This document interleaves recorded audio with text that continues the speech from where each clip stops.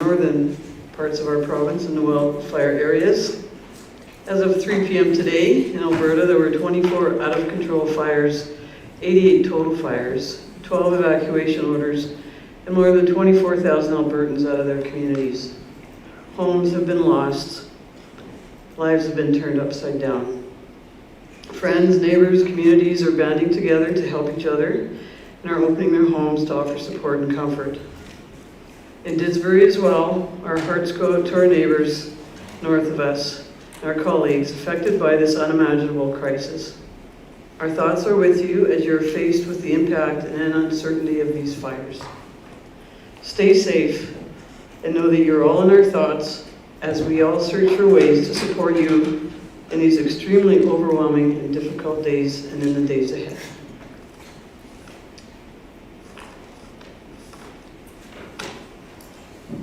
So with that, I would like a motion to adopt the agenda as presented, I believe. There's no additions. Deputy Mayor? I move the council adopt the agenda as presented. Any questions or comments? Call the vote. All in favor? That's carried. And we do recognize Councillor Williams is not here with us tonight, so just to acknowledge we have an absent councillor. Now we have with us our very welcome and sorry, I just have papers that we have to get out of the way. We welcome Heidi Lambie, Senior Development Officer, and Marianne Clearwater, Site Administrative Manager of Didsbury, Bethany, and Heidi's of the Bethany Care Foundation. We look forward to your conversation with us and presentation, and welcome. Lisa's going to set you up.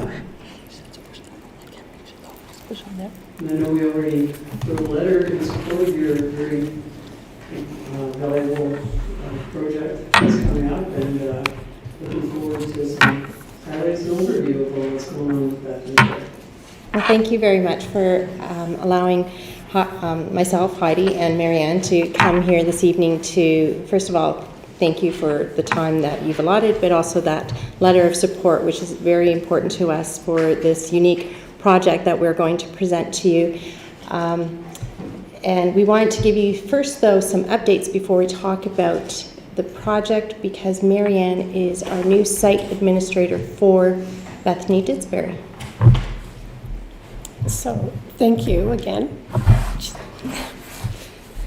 Thank you for welcoming us. I am the new site administrator. I've been there about 5 weeks, maybe 6 now. But I do come 8 years of long-term care experience, many years of nursing experience though. We want to welcome the community to our home, but we want to make the best we can for our residents. We have capacity for 100 residents. We're not quite full right now. I think we're at like 98 residents. But it's a learning experience for me every day. This pathway that we're going to talk to you guys about today is something that I think is an amazing project for our residents. Is amazing for our residents. It's an opportunity for the families to come and be able to say to their loved one, let's go for a little walk. Because right now, if we go outside of our home, there's not a lot of areas for our residents to be able to venture outside, get that fresh air, be able to mill around. One thing I notice when I come into our home is a lot of the families sit right outside the front door, which is great, don't get me wrong, they're able to sit and visit, but there's always people around and they're in and out. This would allow them to be able to go for that little jaunt and exercise and visit all at the same time, but also give them some cover, because we're looking at a gazebo in the plans. So those are the little things that I think would be amazing with this project. So I'll turn it back over to Heidi.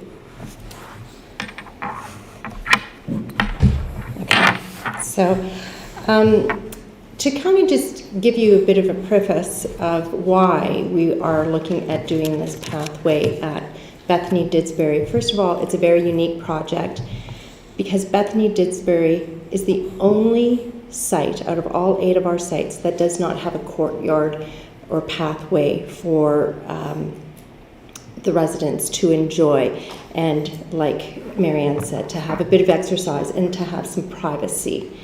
So as we were going through COVID, it was highlighted extensively that alongside the pandemic was an epidemic of loneliness and isolation, which causes a heightened anxiety, depression, dementia, which 25 of our residents are in a secured area, but they all 100 have perhaps a varying degree of dementia. So this is a very big concern for us. And cardiovascular disease, so shortening of life. What this vision was, we have this plot of land on the south side, where the front entrance is facing, that is open, as you can see in this diagram, that can be developed with a small pathway and a gazebo for entertainment. Our residents are in a part of their life where they just cannot get up and go and be part of the community. They're at the stage where we need to bring the community to them, and that's what this pathway is about.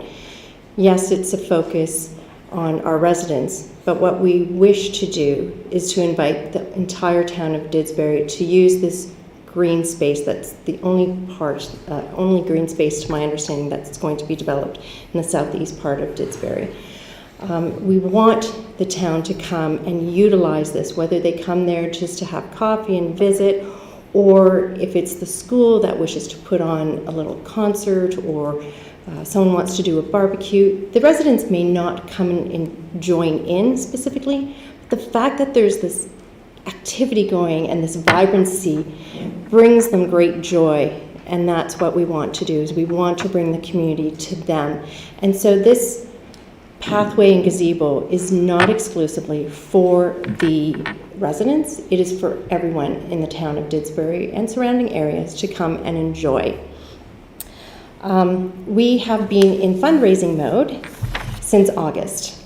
It's been an interesting road, and we need to fundraise for this to be ground broken by August. I'm going to have Marianne explain, though, a bit of our funding, because not everyone understands how long-term care is funded. So for supportive living, not long-term care, sorry. So supportive living, the funding model is, the funds are provided through Alberta Health Services. So part of their funding is through Alberta Health Services, and that pays for the care, their nursing services, and, occupational therapy, those sorts of things. So that, to see dietitians, all of that. So that's paid for from Alberta Health Services. Their accommodations, so that part of that is Alberta Health Services, and part's paid by the resident themselves. Excuse me, sorry. And then the residents pay that portion also pays for their food, their housekeeping, all the building maintenance, all of that. So all of that, it's a combination of Alberta Health Services, government funding, and then the resident themselves.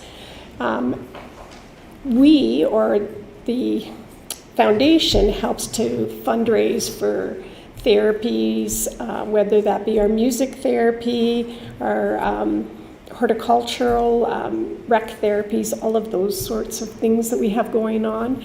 We're going to actually start an OMA program, which is Opening Minds with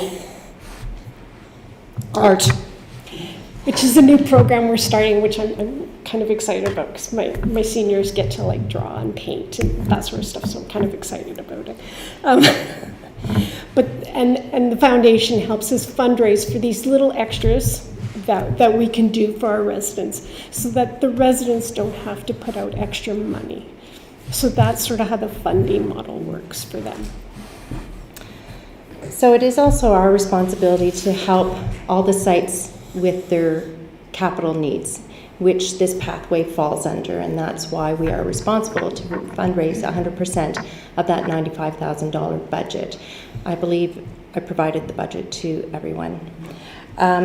So at this point, we have raised $11,000 thanks to 3 supporters, Connect First, United Way Alberta, and Western Financial out of Olds.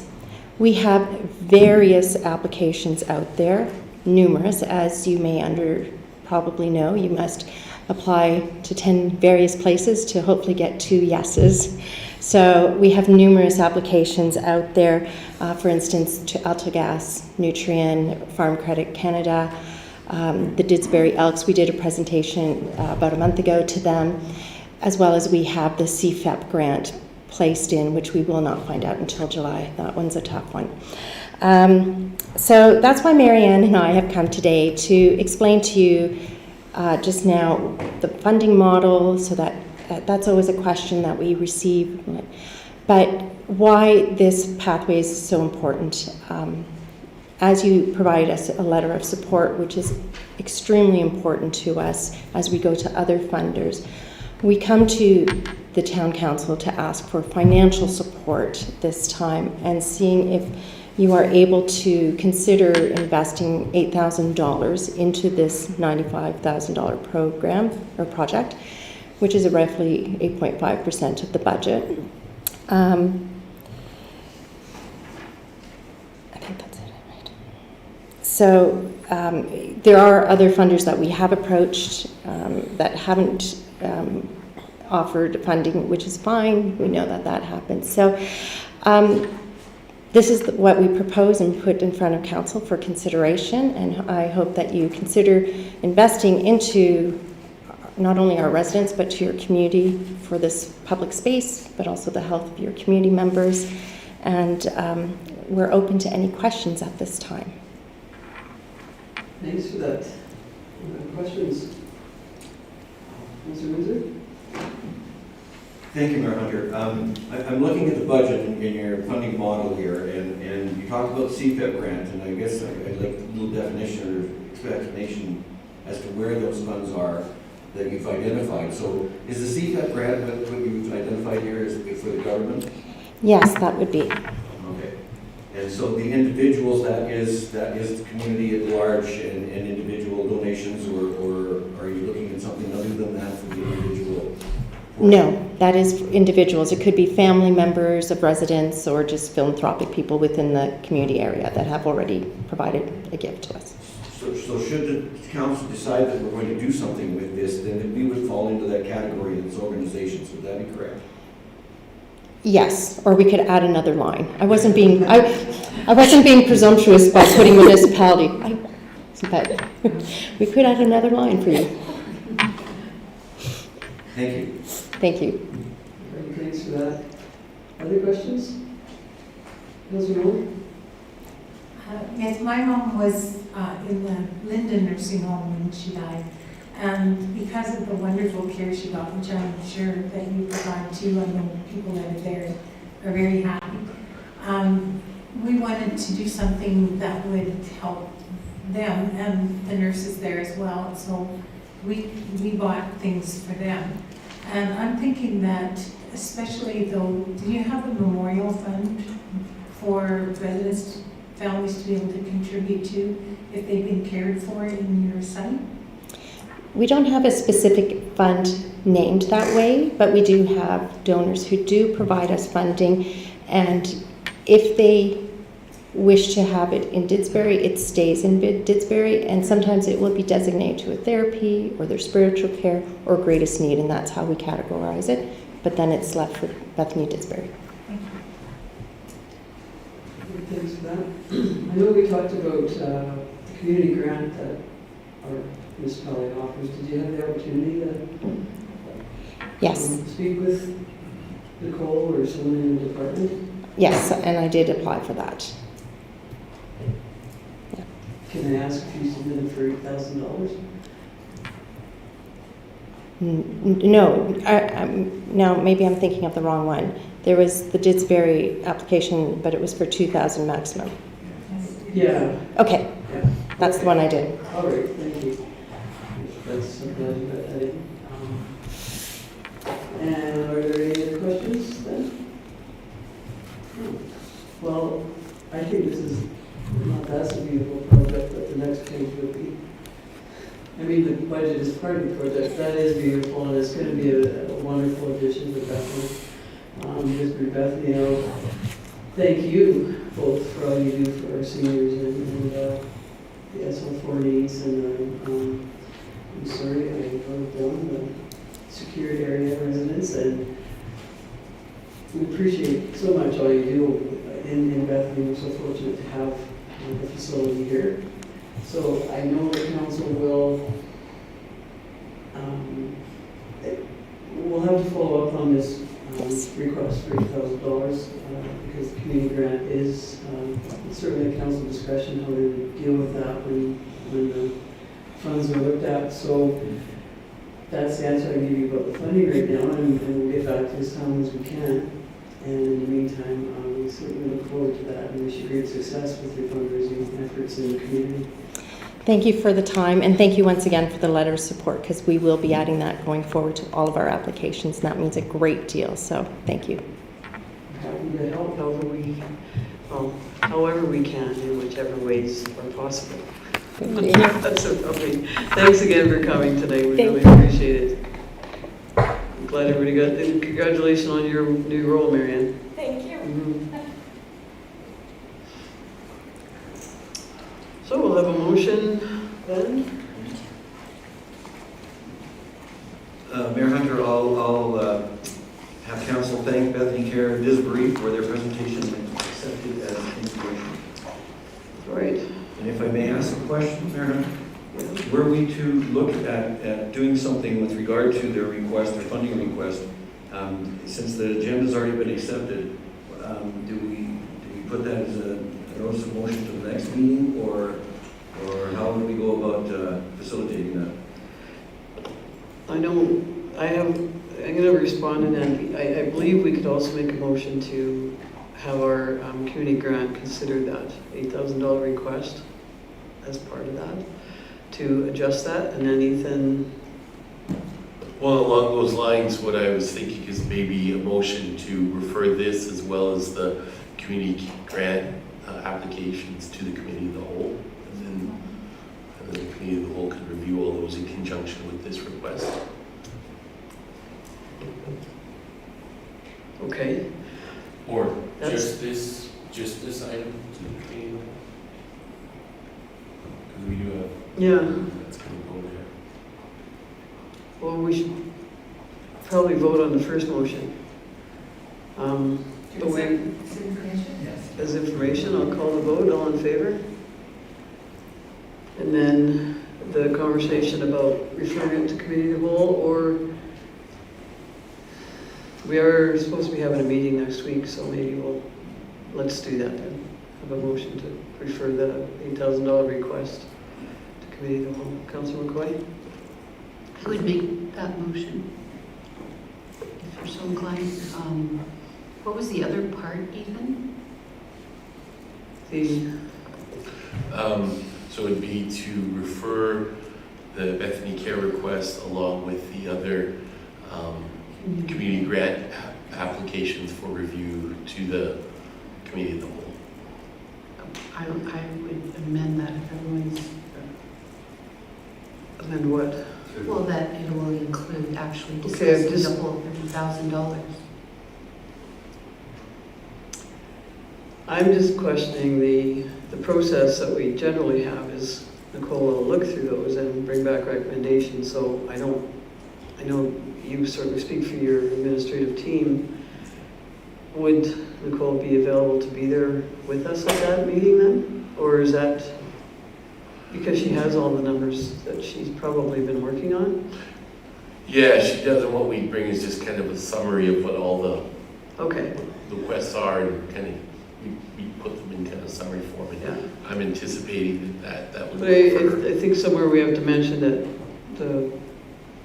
the ask from Didsbury Bethany or Bethany Care Foundation is $8,000, and that we would ask that be added to the number in place of the two, and both of them would be there, and so we could consider them both at that time, and then. So perhaps a motion to refer Bethany Care request to the committee of the whole to be considered in conjunction with the community grant program. And then the council obviously would have discretion to do whatever they want with that, but at least they would do it in consideration of the whole. Yeah. Okay, so just, Amanda, did you capture that? Councillor Wins, you have a question?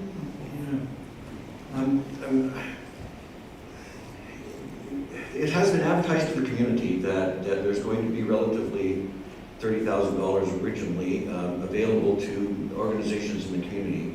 And if we're going to we've already taken some out for the Lions Shuttle Bus, and we're going to take another chunk out here, then that diminishes the amount available. And maybe that's not fair to our community. I wonder if maybe we should be also bringing forward alternate means of funding this from other sources other than just the community grant program. And I wonder if that might be something that we could ask administration to bring forward alternate funding opportunities here for this particular.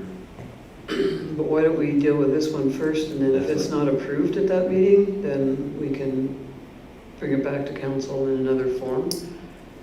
Well, that Because the committee of the whole, we can set that direction to bring it back if we don't make. And it's referring the conversation to the committee of the whole, and they could have that whole conversation as part of that. As part of that, if when they look at everything, they could at the time say, hey, maybe we recommend looking at some additional funding. So that could all be part of included in this motion. Yes.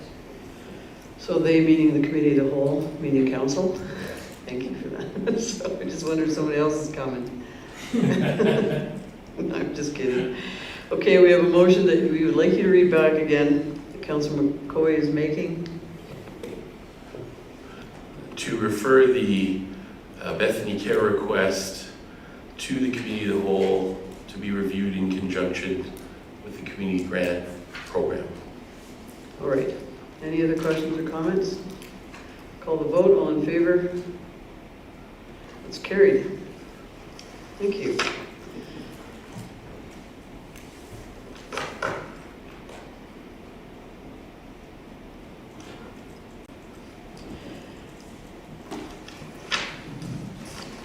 And now I am pleased to invite Mary Hatcher to our microphone. And Mary is VP of Olds and District Hospice Society and our Didsbury lead on the first hike for hospice in Didsbury on Sunday morning. That was wonderful to see so many there, and welcome, Mary, and this is long overdue. We're certainly looking forward to an update and some information on the Hospice Society, named out of Olds, but now certainly including Didsbury and residents and volunteers from here. Well, for sure, and thank you so much for inviting me to be here tonight. Oh, I guess, yeah, I don't really need a microphone, generally speaking, so I'll try not to project my voice too loudly for you.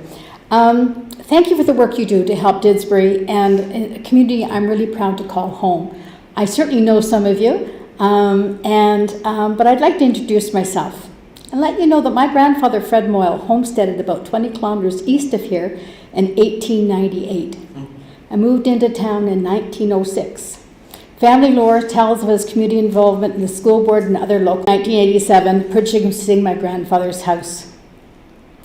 And I couldn't help but think when we were at Memorial Park on Sunday that the land just west of the Ball Diamonds in Memorial Park was purchased by the town from my grandfather Moyle's estate, or actually his daughter's estate at that time in the mid-1990s. And he was certainly on my mind on Sunday. And I also thank you for the opportunity for me to tell you a little bit about the Olds and District Hospice Society. And I really am assuming that there's a variety of different kinds of knowledge, so I'm going to put things in sort of gives a few clear definitions of what hospice care is and that kind of thing, just so that we have some basis of mutual understanding while I go ahead. So what is hospice care? It's care that focuses on the palliation of a terminally ill person's pain and symptoms and supports their emotional and spiritual needs at the end of life. Hospice care prioritizes comfort and quality of life by reducing pain and suffering, relieving symptoms without dealing with the cause of the condition. At the beginning, about 14 years ago, a handful of people got together to talk about the need for better hospice care in Olds. Like most volunteer organizations, it was these passionate people who developed a society, raised the funds for a small office, and in time a client services person, and eventually worked with Seasons Encore to open the 2 hospice suites there. And there really is a theme going on tonight, I must say. We have grown a lot since those early days, and with the help of 3 staff, we have ED Mary Smith, her services coordinator Cindy Palin, and office administrator Charlene Wilson. Hospice supports palliative care services within Mountain View County and beyond our borders. And we have a number of programs and services.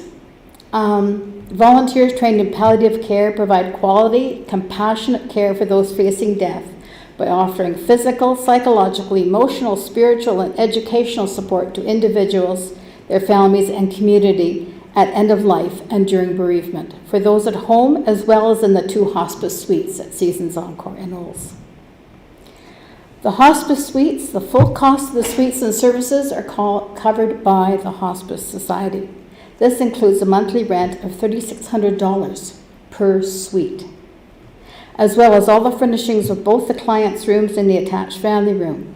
Direct care is provided by Seasons Encore staff and by the local home care palliative care team, both funded by AHS Central Zone. And hospice also receives some AHS funding to help with the rent. Occupancy, and this is an important point, occupancy rate in our 2 community hospice suites jumped from 40% in 2019-2020 to 95% with the waiting list in 2021 to 2023. So the demand is outstripping our ability. The numbers I actually saw today, there were of 100 people who were on the list, or very close to 100, people on the list to get into a suite, 30 were able to be accommodated. Currently, and this is where we really overlap with the previous speakers, the Hospice Society is actively working with AHS in the Calgary Zone and Bethany Care here in Didsbury. Fingers crossed, tightly crossed. We will have a hospice suite here in Didsbury within the next 12 months or so. We can advocate, we being the Olds and Hospice, the Olds and District Hospice Society, we can advocate, suggest, and encourage, but in the end, the decision lies with the funders and the decision makers. We can only as I say, advocate and discuss. It's a frustrating position to be in, but we certainly can't afford to build our own. We need about need 10 suites before we would even consider looking at a freestanding hospice. And that need is currently not here at the moment. Grief and bereavement is also an area that we have programs. Many of you know all too well, grief is a process, a journey, not something you get over, but something you work through. It's the internal response to any loss that affects us mentally, physically, emotionally, and spiritually. The Hospice Society sincerely believes the importance of continuing support through the grief journey for family and friends. We have bereavement support groups. These 8-week sessions are offered twice a year, spring and fall, and facilitated by trained bereavement facilitators and organized by our service coordinator. We've started drop-in one-on-one once a week, and where we have a highly trained volunteer in the office for anyone needing some additional support. And that has been really well received and used within the community. When I say community, I mean the whole county of Mountain View, and as I say, certainly up through Bowden, and occasionally as far as the western edge of Knee Hill as well. We are looking at holding grief walks this summer. It's a chance to be outside with others who know what grief is. These walks are informal and unstructured, a place to be quiet and reflective, or to share some of the burden with others who understand. And one of the programs I am proudest of is called NavCare. Specially trained volunteer navigators help improve the lives of people living with chronic and terminal illness by creating connections to community services and resources caring, compassionate, emotional, and social support. It may be months or even years, perhaps never, before these individuals need hospice care. But each is living with a limiting chronic disease. NavCare volunteers have a huge, and I mean huge, community-specific binder, and yes, there is one for Didsbury, that covers every service imaginable. Who will come to your home to give you a haircut, shovel snow, cut lawns, end-of-life financial advice, and on and on and on. And, well, how do we fund these services? Well, Hike for Hospice happens on the first Sunday in May, and I was really delighted to be the chair of the Hike for Hospice here in Didsbury this year. This is something that I've been quite passionate about. The fact that it's been held in Olds for the past 11 years, and I had some pushback about wanting to have what they were calling a satellite walk. I called it our first one, and there's going to be a second one next year, and yes, you are invited, Madam Mayor. And anybody else who would like to join us, absolutely. It was small in size. It was a really good starter one because it was very containable. I mean, I've got a list as long as my arm of all the things not to do and all the things to do next year. But and I have no control over the windy and cold weather, and but it was locally supported by our mayor and the Mountain View Colts and the Didsbury Girl Guides. I mean, it was a real community event. We certainly had our Girl Guide cookies, and our badly needed shelter was loaned to us by Bill and Marilee Anthony from Unique Stained Glass. I actually phoned to see whether or not the Mountain View Arts Society had any shelters, and Marilee said, well, no, but we have one, and we'll come and put it up for you. I mean, just that kind of immediate support. So they were there early in the morning and came at noon to take it down as well. And this is really our only main big fundraising event. And yes, I learned lots of things for next year. We have a butterfly release in the old wetlands, college wetlands in July. The butterflies are released in honor of a loved one lost. It's peaceful, healing, and serene, a beautiful and sacred way of providing friends, family, and especially children a way to express their final goodbyes.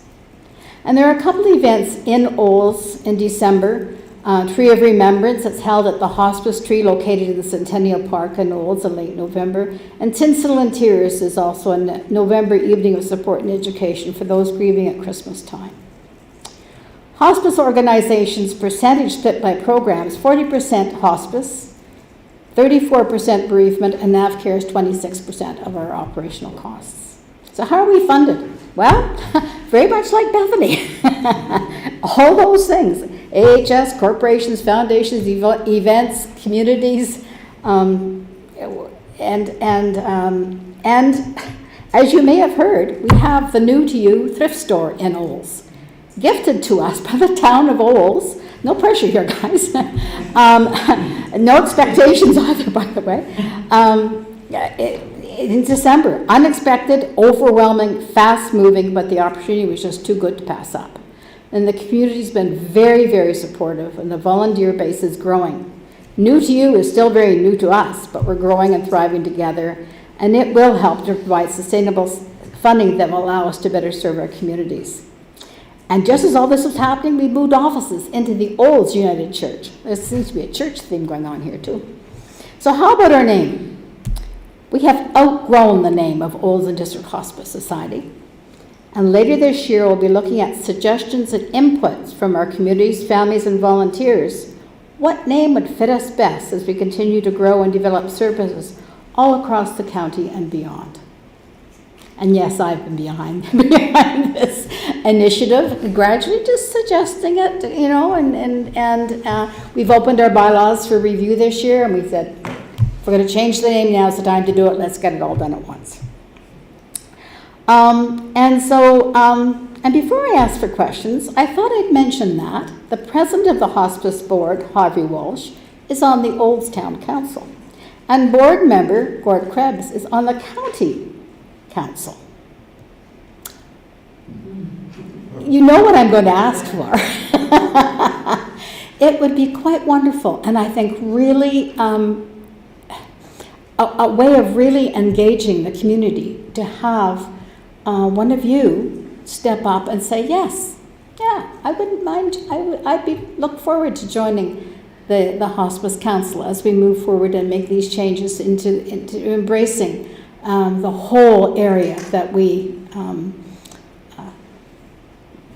care for at end of life rather than the current name.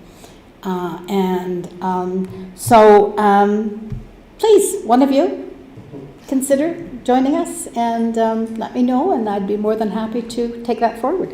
And actually, I really, until I got to the end of this, it was like, I think I should mention that. So there we go. And I'm very happy to do my best to answer any questions you might have. And again, thank you so much for inviting me to come to give you sort of the update on where we're going with hospice care in the county. And we invite you to come along with us. Thank you for that, Mary, that presentation and all the information is certainly what we're looking for. Oh, and it's good. That was a great presentation, so thank you. Are there questions? I think sometimes the presentations are so thorough that we don't have other questions, but I know such a valuable volunteer organization, and I said Sunday too that, you know, without volunteer organizations like this and not-for-profit, things just don't get done. And to have the passion and involvement from the group that you work with and from the soon-to-be renamed Olds and Hospice Society that we won't argue about, because we're always happy to be more included because in the whole entire region of the county. It's known as the Olds Hospice. I mean, you Google it, Olds Hospice, and everything comes up. And the nice thing about, we're getting a new website, and so even if we have a new name, we can put all those hooks in. Someone Googles Didsbury Hospice, it'll come up. Someone Googles Carstairs Hospital, it'll come up. It doesn't matter if we change our name. Right. So you know, and that's important. You know, the region all encompassed by all the work you all do. Exactly. So McCoy has a question? I'm just curious, I know we have a palliative room at Didsbury Hospital. Are you guys able to coordinate that as part of your program? The short answer is no. The long answer is if somebody is admitted to that hospice room, and I have not had particularly positive feedback in regards to that over many years, not just since I've been with the society, that certainly our volunteers would go in. They may already be connected to that individual, but they don't provide the kind of hospice care that an actual hospice suite does. It's a hospital room, and the support for families isn't there.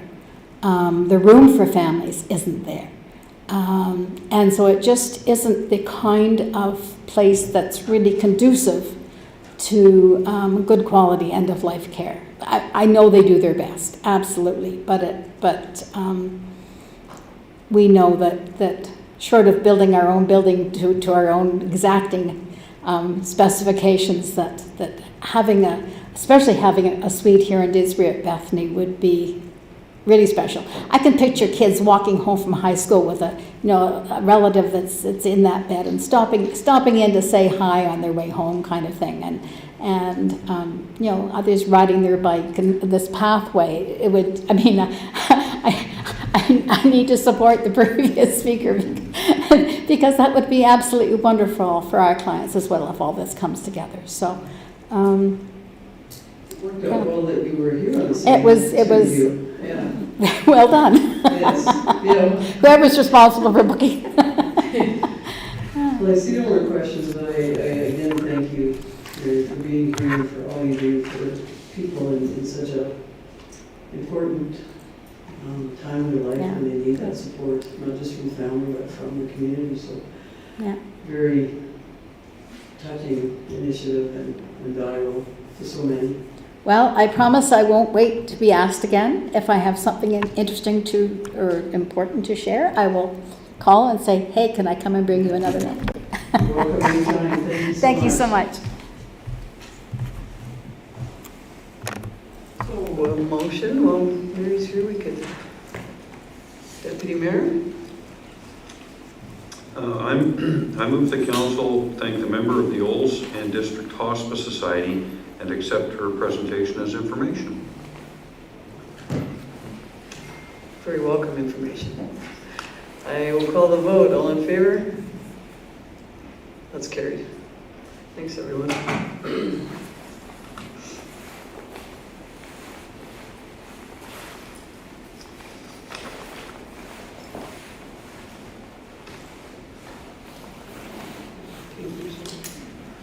Wrong side. We have the minutes of the April 25th, 2023 regular council meeting. Councilor Windsor? Thank you, Mayor. I will move that council adopt the April 25th, 2023 regular council meeting minutes as amended. So I take it there'll be an amendment then? Yes. if I Okay. may, Mayor Hunter. Yes, please. On page 14, resolution 233-23, and I have to get there, so you better give me a second. The motion, 233, the motion reads like the pedestrian connectivity is part of the 20th Street overlay, and I think it's just a matter of moving where the word "and" appears in the motion. What motion was that? Sorry, it was, Yeah, 233-23. okay. In item 811 on page 14 of the agenda. And so I think it should read that the Memorial Complex improvements, comma, 20th Street overlay, comma, and pedestrian connectivity Memorial Park. Identify the three separate. Ethan Craig has something to say. Is that all right? Okay. Craig, go ahead.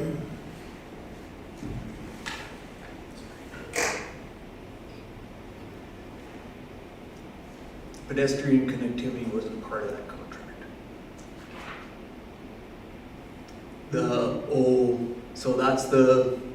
That's Memorial Park pedestrian connectivity, not the pedestrian connectivity plan. Right. That's, okay, so if we added the Memorial Park pedestrian connectivity to that, that's part of that contract. Says that in Yeah, but I think what he's saying is commas, put commas in so it's clear they're all separate. Yes. Great. And maybe put the word Memorial Park in front of pedestrian Yeah. connectivity as well. Instead of Yeah, like, it looks like Memorial Park contract.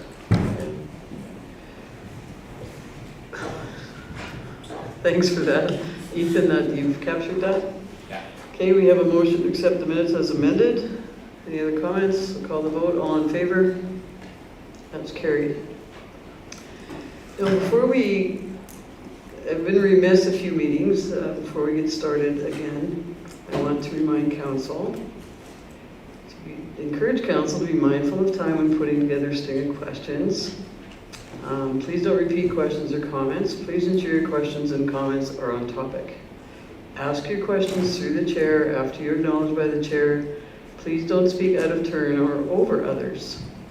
All of these tips and hints will help us have a good meeting and stay on point and on time. So just a friendly reminder. Thank you. So we can move on then to council reports for May 9th. Well, today. They're not for the meetings that you went to on May 9th, but they that confused me right away. I don't know who I haven't started with ever. I'm gonna start with Councillor Windsor. I think it's been a long time. I usually go to the ends or. Thank you, Mayor Hunter. I'll have two reports. One for the Red Deer River Municipal Users Group, and that is that we're working with the rest of the interest groups in the South Saskatchewan River operating model, and that goes right from the Old Man River through to Red Deer, including the Bow. And what we are finding now, working through this model and looking at the Red Deer River, is that it would appear that we have insufficient storage on the river to satisfy the needs of the users along the river in the event of a severe drought. And in fact, it would appear that in a case of a severe drought, we would have to have reduced water use even if we had 2 years of severe droughts in a row. We simply don't have enough storage. On the second side is the Waste Commission, and the only thing I'll say about the Waste Commission is that our recycling servicing, the Recycle Center servicing is being terminated on August 1st. So those bins in the Recycle Centers will be no longer serviced by the Commission as of August 1st. If the communities themselves want to continue use of those bins, then it would be up to them to make those arrangements. Thank you. Thank you for that. Deputy Mayor.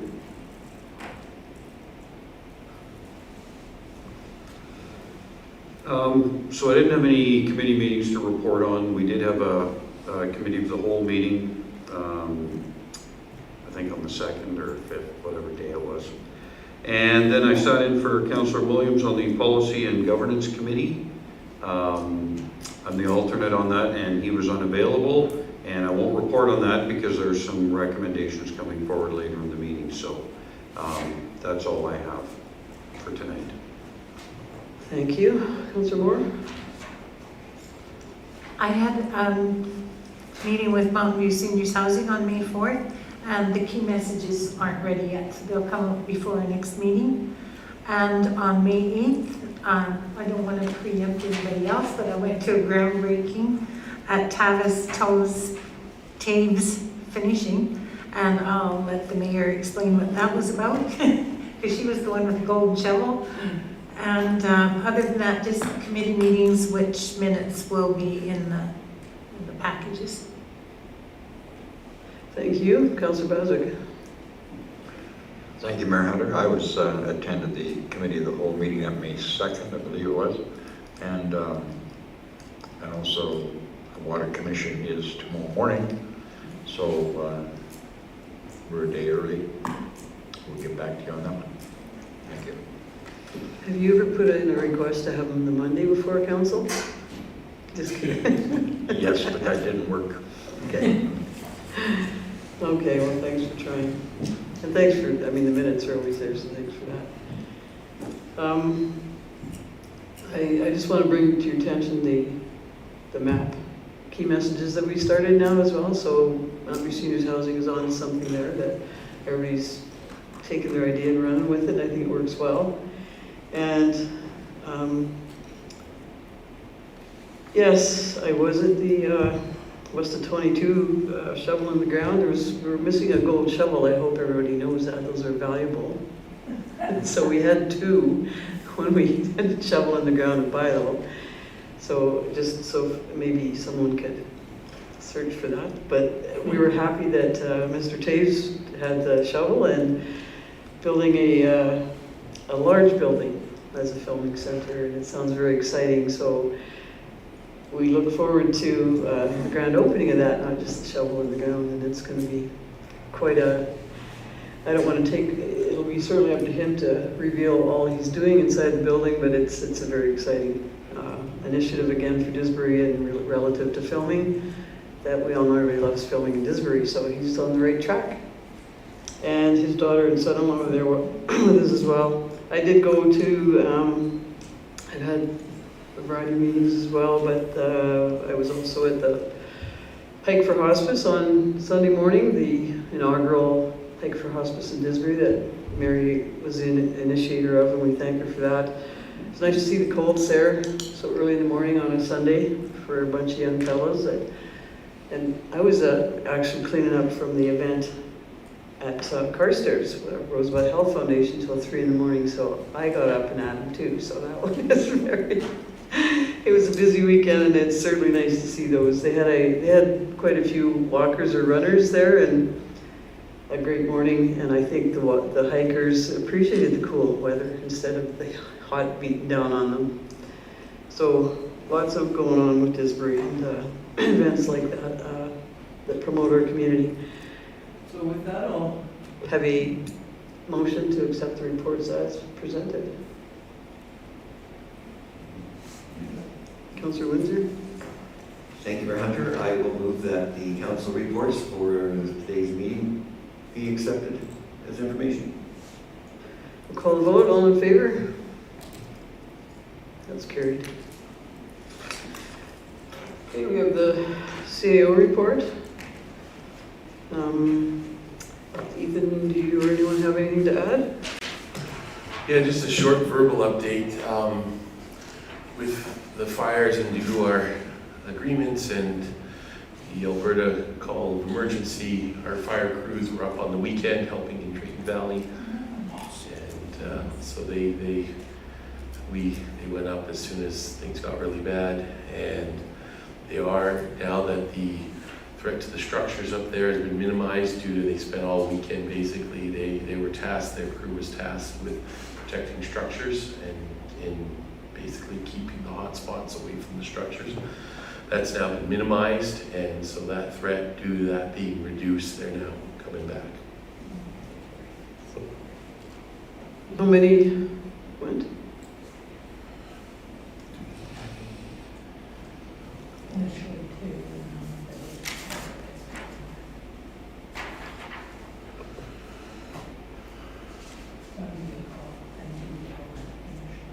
So initially 1 vehicle and 2 people went, and they're part of the regional team, so we have kind of an agreement so that when our regional team goes, they don't split up, so they go as kind of our Mountain View crew, so it was a larger kind of group, but there was some from Olds, some from Sundry, some from Didsbury that goes, and they go and they work as a unit up there, a regional group.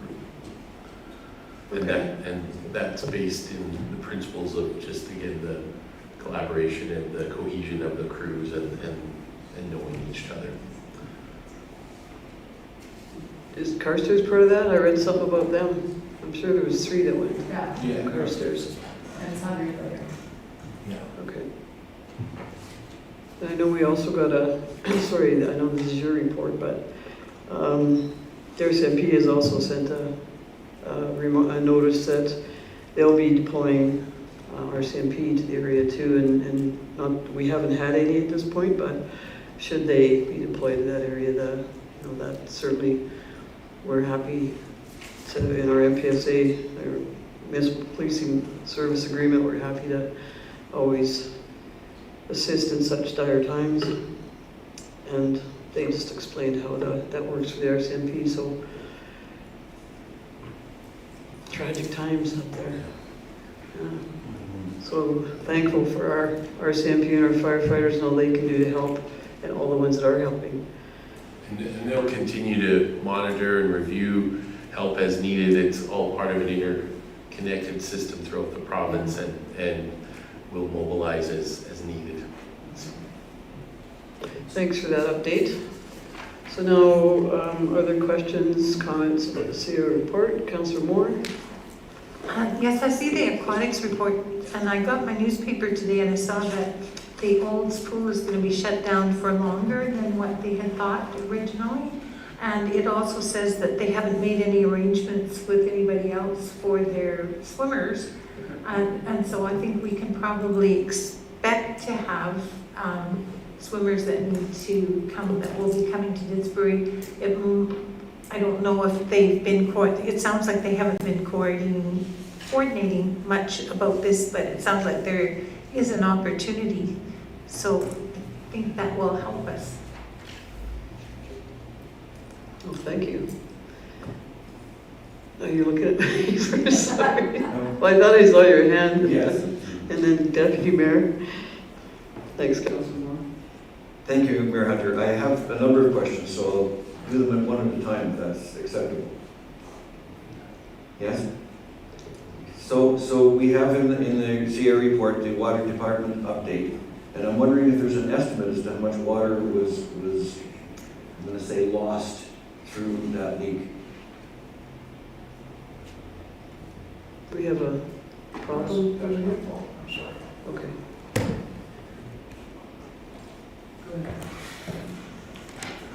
Thank you. I just was wondering if there was an estimate of the water loss that we had because of the leak, that the water update that we received in the CA report.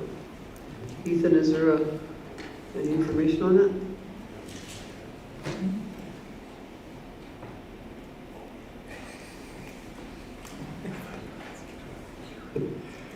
Thank you for the question. Through the chair, we can tell how much water loss through a 7mm diameter hole occurs per minute, per hour, per day.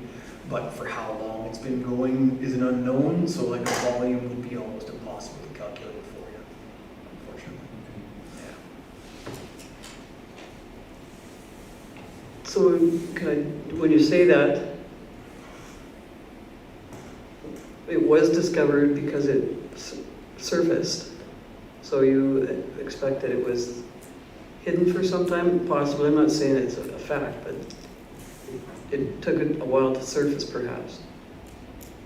Yeah, thank you for the question. Yeah, that's exactly correct. So the evidence is when you open up a hole, all the fines will be gone. You'll have nice sort of washed rocks sitting there around the hole, and that's sort of how we can tell it's been there for a while, but we can't tell how long.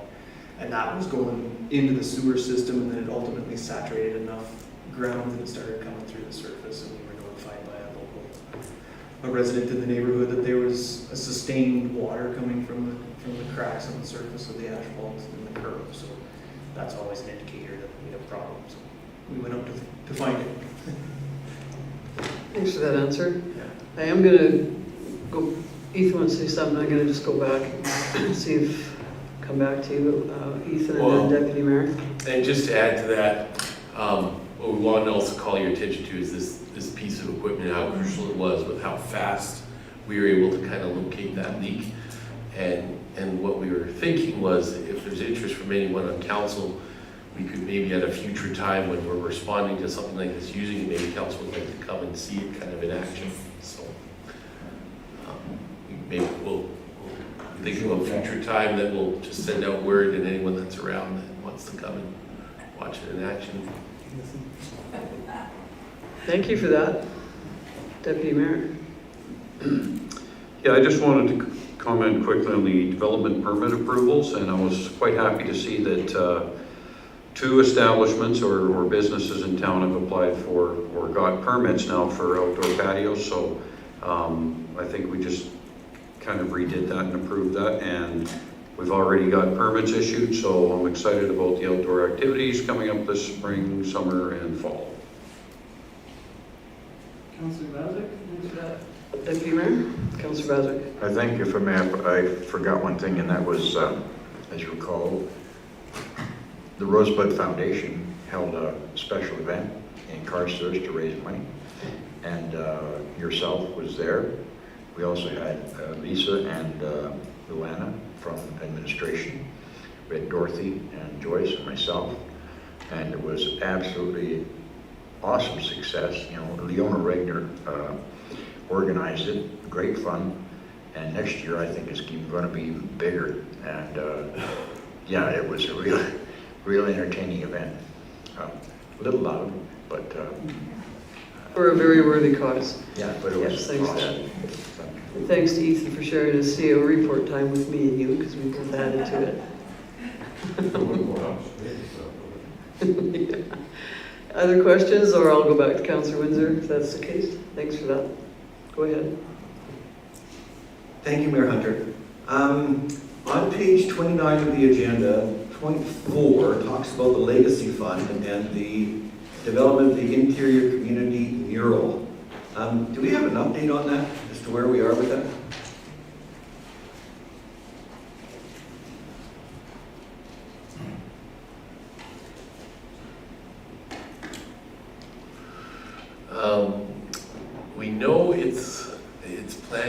start soon. I'd have to bring some information back on that. But we have more specifics than that, with Nicole not being here.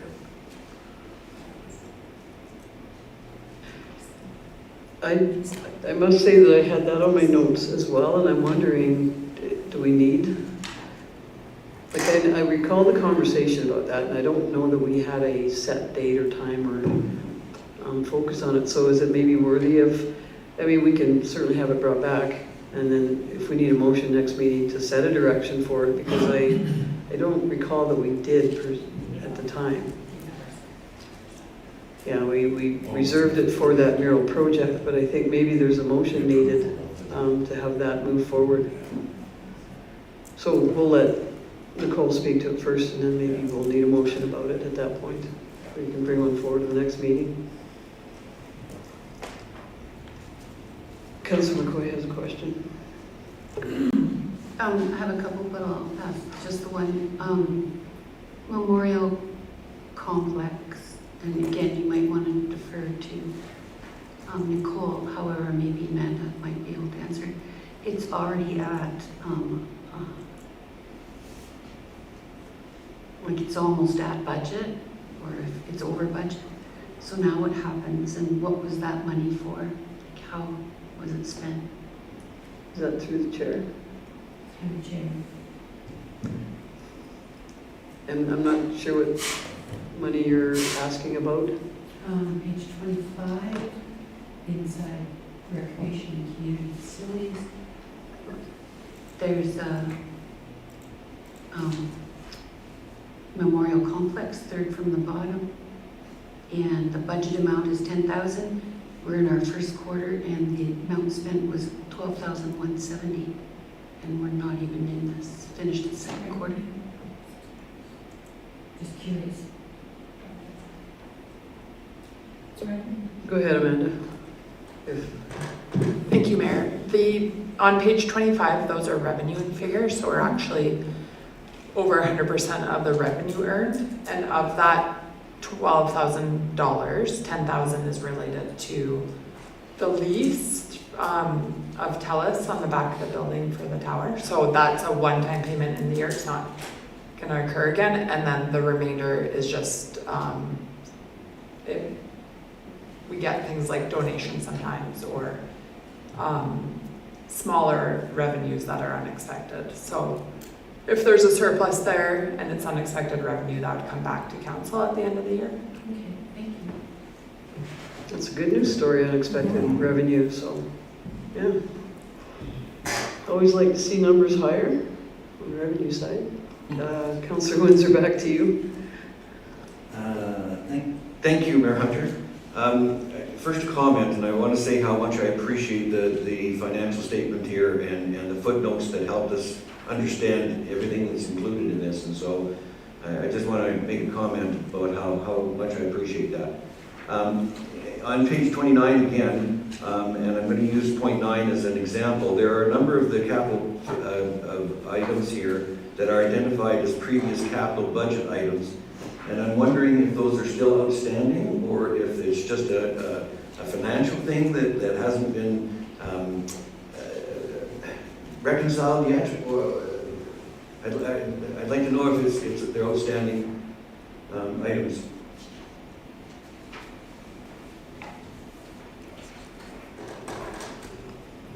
Go ahead, Amanda. Thanks, Mayor.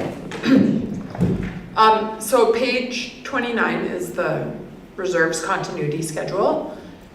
And if a project is still ongoing, we would leave the remaining reserve fund or grant, well, I guess it's reserve there. So reserve fund, we would leave that remaining amount of money in the outstanding column. If the project is known to be completed and it was under budget, we would just remove that from the listing. So for your example, point 9, the Southridge sewage lift station emergency backup generator would not be completed at the time, so there's still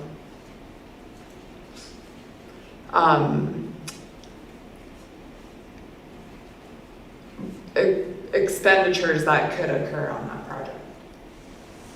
So if you look at page 31, you can see the status of those projects, either complete, in progress, or not started. And we've also this time attached on page 32 and 33 even a little sentence or two about each project, where they're at in their progress.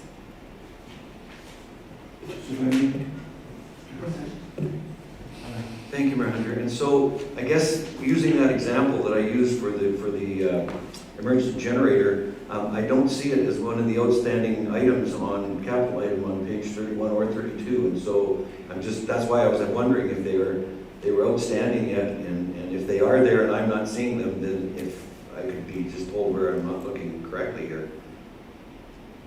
Amanda? So that one, it's the Southridge Sewage Lift Station, correct? That you're referring to? That's, it is on near the bottom of page 33 under the 2021 capital projects. It gets cut off there partway through. Page 33 of page 33 of the agenda. Right, if you look to the screen, it's here. So the lift station was installed and they're waiting on a new one. Okay. Thank you. I appreciate that. No problem. Okay, other questions? Councillor McCoy and then Councillor Windsor again. I just have a question through the chair for Craig, I think, is, I remember a long while back you talking about the trees at the campground and how somehow the project person said they were just going to be sticks. Is there plans to put trees in there?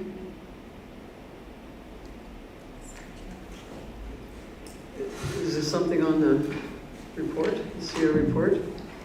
Well, it could be considered to be in campground. It could also be considered to be in repairs and maintenance. It could be finishing a capital project, because I believe it was part of the capital project originally. Ethan, do you have any knowledge of capital project? I don't, but. Just off the top, I do know that there is some, from Parks and Rec, some plans eventually to do some trees and some landscaping there at the campground, which they were waiting for after the installation of the new sewage connection there and things. So that's going to be forthcoming, but that's just off the top of my head. It's part of the operating budget, I think. And does that answer your question? I guess. Is it part of the operating budget currently? Sorry, through the chair. I can't really speak any more to it other than that, because again, but if council wants, they can request some additional info. But Nicole's the one that can speak to that. Thank you. Okay. Councillor Windsor? Thank you, Mayor Hunter. Can we ask questions outside of the CAO report? Yes, we can. Yes? Okay, so I'm just, if we are aware in the CEO report, Yes. it's nice to have a reference where it is, but if it's outside of that, this is when Ethan likes his questions too. okay.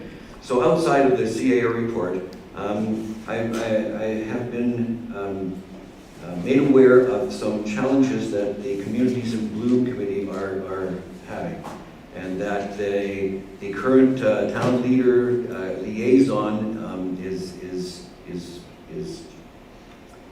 pursuing different avenues, and the committee feels completely lost. And so I'm wondering if there could be some. I'm wondering what the plan is to help that committee out. They have a meeting again next week, and they're floundering. So I think we have maybe we need a couple motions or one motion on information community services. About about the campground trees and about anything community services might know about Communities in Bloom or the campground trees.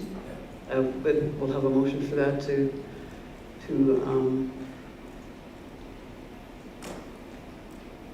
or is, Ethan, is that something that you want to speak, like the Nicole or our departments could speak to as Communities in Bloom, or?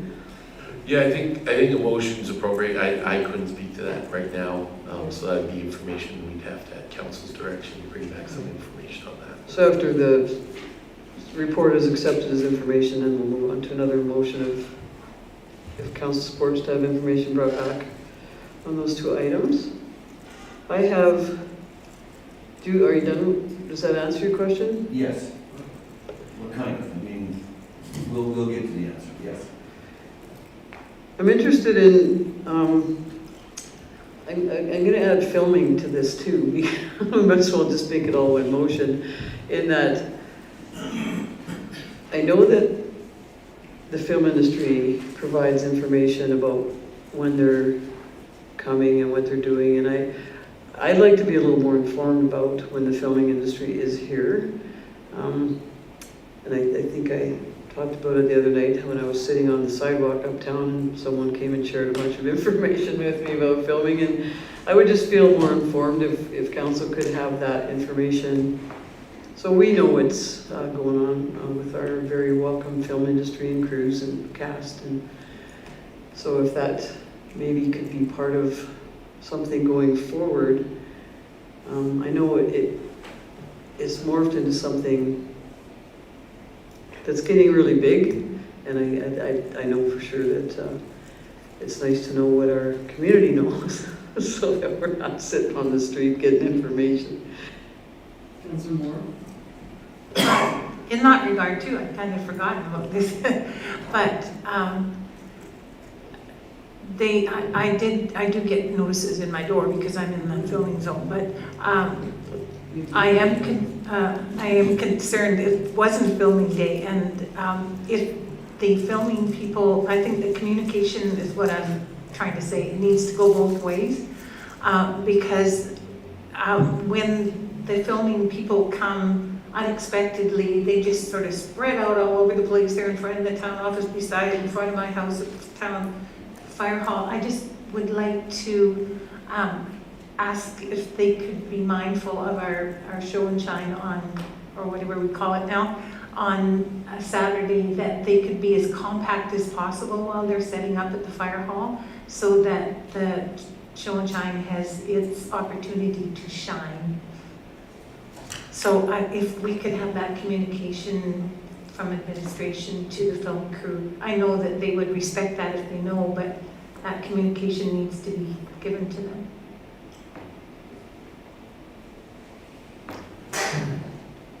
I'm not sure what direction you want to take with that. Just that they keep it compact around the fire hall rather than spreading out down 19th Avenue as they did earlier in the week.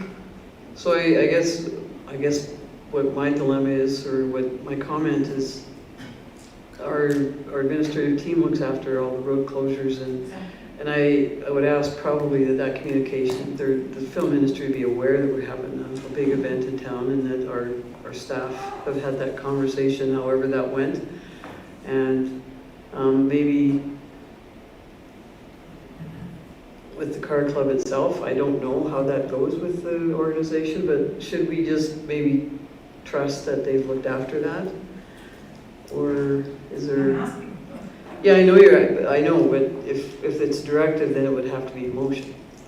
So I don't know if that's, we want to direct them to talk to the film industry about what they can or can't do, or maybe you already have. So should we just put that trust that that's been looked after and leave it at that? Because I mean, I have feelings about that too, and I am sure the film industry is respectful of everything, as is the car club in welcoming the film industry into Didsbury, and so it's kind of a nice balance that we have with everybody that wants to share our streets and our community. Councillor Baswick? Thank you, Mayor. I'm just wondering, the car show is so important to this community and has been for years. You know, it really gathers people together, and it's a really big event. I wonder if it's prudent to tell or to request that the film company, you know, delay one day and let us get this, because this is an annual event. Film companies come and go. We can rely on the car show to come every year. We don't know if the film company's going to do that. I'm not trying to be whatever I'm trying to be, but I'm thinking if we can maybe request they postpone their arrival for a day, it would be most helpful. Then we wouldn't have this confliction. It'd be so simple. And I don't know if that would be effective or not. Well, I'm not personally concerned about it because I think our administrative team is dealing with it. I have that trust that they always look after things right. And if they have concerns, I think they would be in touch with the film industry and the car club. And I would have to leave that. And you wanted to say something? Yeah, just a few comments. And thanks everyone for the questions. First of all, with regards to protocols, we are developing protocols and are working to create a more structured system for, and obviously it's getting busy, we're having more of these, and we are trying to create a better system for that. Our protocols we're developing are so that council gets basically notified like you do about anything else for our community relations. As soon as we know something, that we pass that on to you, similar to other events that you get notified from community relations. So that's kind of being looked at, and because we want to make sure that you're aware of things as we know them. With regards to the show and shine, there is certainly, we've certainly made them aware of that event is on Saturday. We're certainly happy to remind them to be mindful of that. In that way, I mean, any other direction would be up to council to make. With regards to that, I did also, while we're talking about the film, just want to throw up there as well that we had a really excellent and successful launch of the new regional film office event that happened on Thursday, and our bad. It was very, very successful event, and well attended by all kinds of industry leaders and people that are involved, and just want to do a shout out there for our tri-area, Mountain View County, Sundre, and the town of Didsbury, and our EDOs and others, and especially Sarah, who did so much work to put on such a good event. So, And might I say, touche. Yeah. For anything we're trying to tell you, you certainly just touche'd us. Thank you for the council report. We all had a great time, yes, and we'll just move on from that to hide the shame. So, any other questions about the CO report? Councillor Windsor. Thank you, Mayor Hunter. I'm wondering if we might be able to get an update on where the status of the lagoon is. That last we heard that they were doing chemical treatment of the lagoon. I'm wondering how that's going, and if we're returning back to better than 50% of the capacity in the lagoon. Tim, since this is, do you want to? Yeah, well, thanks. Okay. Thank you for the question through the chair. Yeah, so I as of late with spring coming, the lagoons have come to life, and they're releasing a lot of foul odor at the moment. I don't know if it's any worse or less than previous years. I just know it's can be strong at times. But it's an annual process. It happens twice a year, in the spring and the fall. It's kind of hard to talk about the lagoons without being excited about the smell, because it's one of those things. Well, as you manage a system that's coming back to life, it's something that we're happy about. I know it's not being received well, but it's a positive sign about the health of the lagoons. We did talk with Alberta Environment earlier in the week as well and sort of gauge their input and how other municipal systems have been working, because we also experienced a really warm period in a rather rapid fashion, which also created a unique system. So we're not out of norm with everybody else either, but they are acting rather rigorously at the moment from the chemical addition and then the waking up after winter. So that's kind of the lovely opportunity that we're seeing at the moment. As for the capacity, we did do the bathymetric survey last fall. We did see a reduction in the sludge volume, significant reduction last fall. That led us to be fairly optimistic. We're kind of hoping to just maybe do another bathymetric survey again this fall and gauge where we're at. If it's static, if it's come down to like a static, we didn't gain or lose anything over the year, we'll then set up for a desludging next year.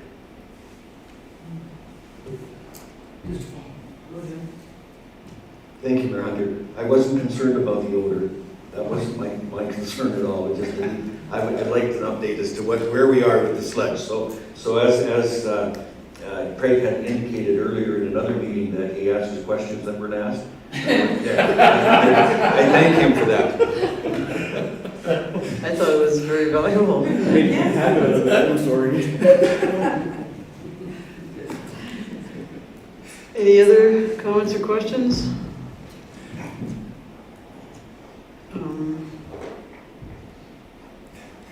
So we have I only have one, and I know you addressed it in the report about 23rd Street, but spring is a long time, so the 23rd Street is going to get looked after in the spring. Do we have something more firm in the spring, which is a 3-month, well, we're a third of the way in it, I guess, but I think everybody's waiting for 23rd Street and just maybe a bit of an update on when we can expect that company to be back to finish the project. Spring. Yes, thank you for the question. So yeah, we actually, interesting, yesterday we had a meeting with the contractor to kick off contracts that we just awarded. So I do have some updates. 21st Street, they're walking around right now sort of figuring out when things are going to happen or sort of what needs to happen. And they'll be mobilizing over the next week or two to get that sort of stuff tidied up, as well as they'll be out at the cemetery tomorrow, I think, doing topsoiling and seeding and putting the landscape back together. And I got some tentative dates, and now these are all subject to weather changes and a few other odds and ends, such as materials and things, but highway should start somewhere mid-June. And then the mill and overlay, we're working sort of the same sort of time frame on a downtown street, and memorial drainage should start before the end of this month, we're hoping. So that's all contingent on getting some contracts, I's dotted and T's crossed. But. Thank you, I appreciate that. Councillor McCoy? At the last meeting, I brought up about kind of a hole on 22nd, and Public Works was very expedient to fill it in. But now, due to rains, and we have all the buses use our road to get to the schools, it's absolute sinkhole. I mean, there's parts of it that are, I don't know how deep they go. I borrowed a cone on Saturday night before I went to my daughter's and put it kind of in the hole. Councillor McCoy, has this been dealt with? This is kind of a personal issue, so has it been dealt with through action requests? I don't think we're here to request specific road work. Well, I'm trying to bring it to his attention. Well, then I think we have to go through the process that we're supposed to be going through, like all our residents. So are there any other comments or questions? So we have to accept the CO report as information, and then Ethan, do you want the Communities in Bloom, do you want a request for a report back on the Communities in Bloom and the campground trees and I think that was just. and the Legacy Fund mural? Oh, right. Yeah, so we'll just have that community service report on that come back, if council be a second motion. So I need a motion to accept the CO report as information. Councillor Moore. Can we say I move the... Sure. I move to accept the CAO report as information. Thank you. I'm trying not to call you more. You I'm can trying call to call me you anything more, want. like it's supposed to be. I cut myself. Thanks for that. I'll call the vote. All in favor? That's carried. And then a motion to have a community service report back on the Legacy Fund mural, the campground trees, and the Communities in Bloom initiative. Councillor Windsor? Can I just say that I move what you just said? Yeah. Well, we made Councillor Moore say. All right, so I will move that we have a community services return report on the Legacy Fund mural, the trees at the campground, and Communities in Bloom. I think we direct administration to bring that report back and Okay. call the vote. You have a question? Go ahead. Just for my own benefit, could you explain the Legacy Fund and what the mural is going to contain? And where? That'll come back in the report. Yeah, you were part of, yeah, you both do. You're both on council when we dealt with it, so. You can't tell me I know if I don't know. Well, I know that you were here when we got the information, so it'll come back in the report. And otherwise, it is in minutes from days gone by, or minutes, agendas, I guess. I'll call the vote. All in favor? That's carried. All right. We can move on to the exciting part of the meetings, which is bylaws and policies. And we have bylaw 2022-13, Didsbury Economic Development Advisory Committee. And I believe Councillor Windsor is going to speak to that tonight. Thank you, Mayor Hunter. I think I'll start with the motion, and that is that council grant second reading to bylaw 2022-13, Didsbury Economic Development Advisory Committee. And I think I have to add to that as amended. The committee went over this. You'll see that there are two renditions of this document, or this bylaw, in your agenda package. One of them is the original with all the markups, and then the other one, the one that's further up in the agenda, is just the summarized one with one change to it. And so, I think, if I'm looking at this right. And so, what the committee is recommending is that we accept the second reading and third reading of this bylaw. And I'm going to make a recommendation for one change in the bylaw, and that is, if I can find it, is 9.1, where it talks about the public communication and engagement by the committee will be at the discretion of council and require the approval of council before commencement. Instead of have approval, but the word require should be there. And this is a change that administration made on the direction of the committee between the meeting that the committee had and this meeting. And so I'm just making one revision to that line there. And being part of that committee, I would agree that it should be requires the approval of council. Because they might not have it depending on this situation, they might. And so you made the motion as amended. Are there any other questions? Councillor McCoy? Am I only to question the document with just the one red line or the other one as well? You can ask questions about the bylaw. Okay. So 4.4, it's great that they're coming from the DDAC committee, but they, by the terms of reference of a business rep for Cape, they must own a business, so it can't just be a random investor or realtor. Well, I guess it could be a realtor or an investor if they ran a business, but I think you need to clarify that they have to meet the rules or the guidelines of Cape's bylaw. Do you want me to go on? I agree with the one that you guys brought up. Did you not understand what I was saying? Oh, sorry, continue. So just to clarify that I understand, sort of with your pleasure. Yeah, go ahead. Mayor. And so the concern is that maybe there won't be someone on DDAC that qualifies with the Cape, and that's why the wording of where possible, does that work for that concern? Because that clause anticipates that it might not always be possible, but that's why it says where possible. I guess if that's how it's interpreted, I'm fine with that. I'm just concerned that a rep of DDAC, say a youth rep, might say, I want to be the business rep, and they wouldn't qualify, right? So as long as the DDAC is made aware, I'm quite comfortable with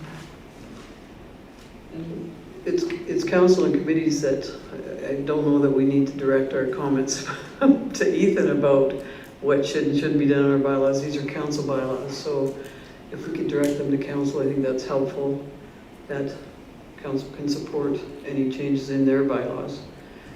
Councilor Windsor? Thank you, Mayor Hunter. I just wanted to make one more clarification as a red change here, and that was with regard to the chamber and referencing a board member rather than the executive member. It is our understanding through conversation with the chamber that they no longer have an executive, and it is all board. And so it was necessary for us to make this change so that it represents what is actually there right now. Thank you for that. Any other questions? Ethan, you want to address that? Yeah, and I'll just clarify and further to that, just so that everyone's clear. So the kind of clean version of this is the version that passed first reading from council that was sent to committee, and then the few marks up are the changes that the committee made since council sent it to them, and so that really messy marked up one is the one that council first approved as for first reading, and that's the difference between the two there. Okay, any other questions? Councilor Moore?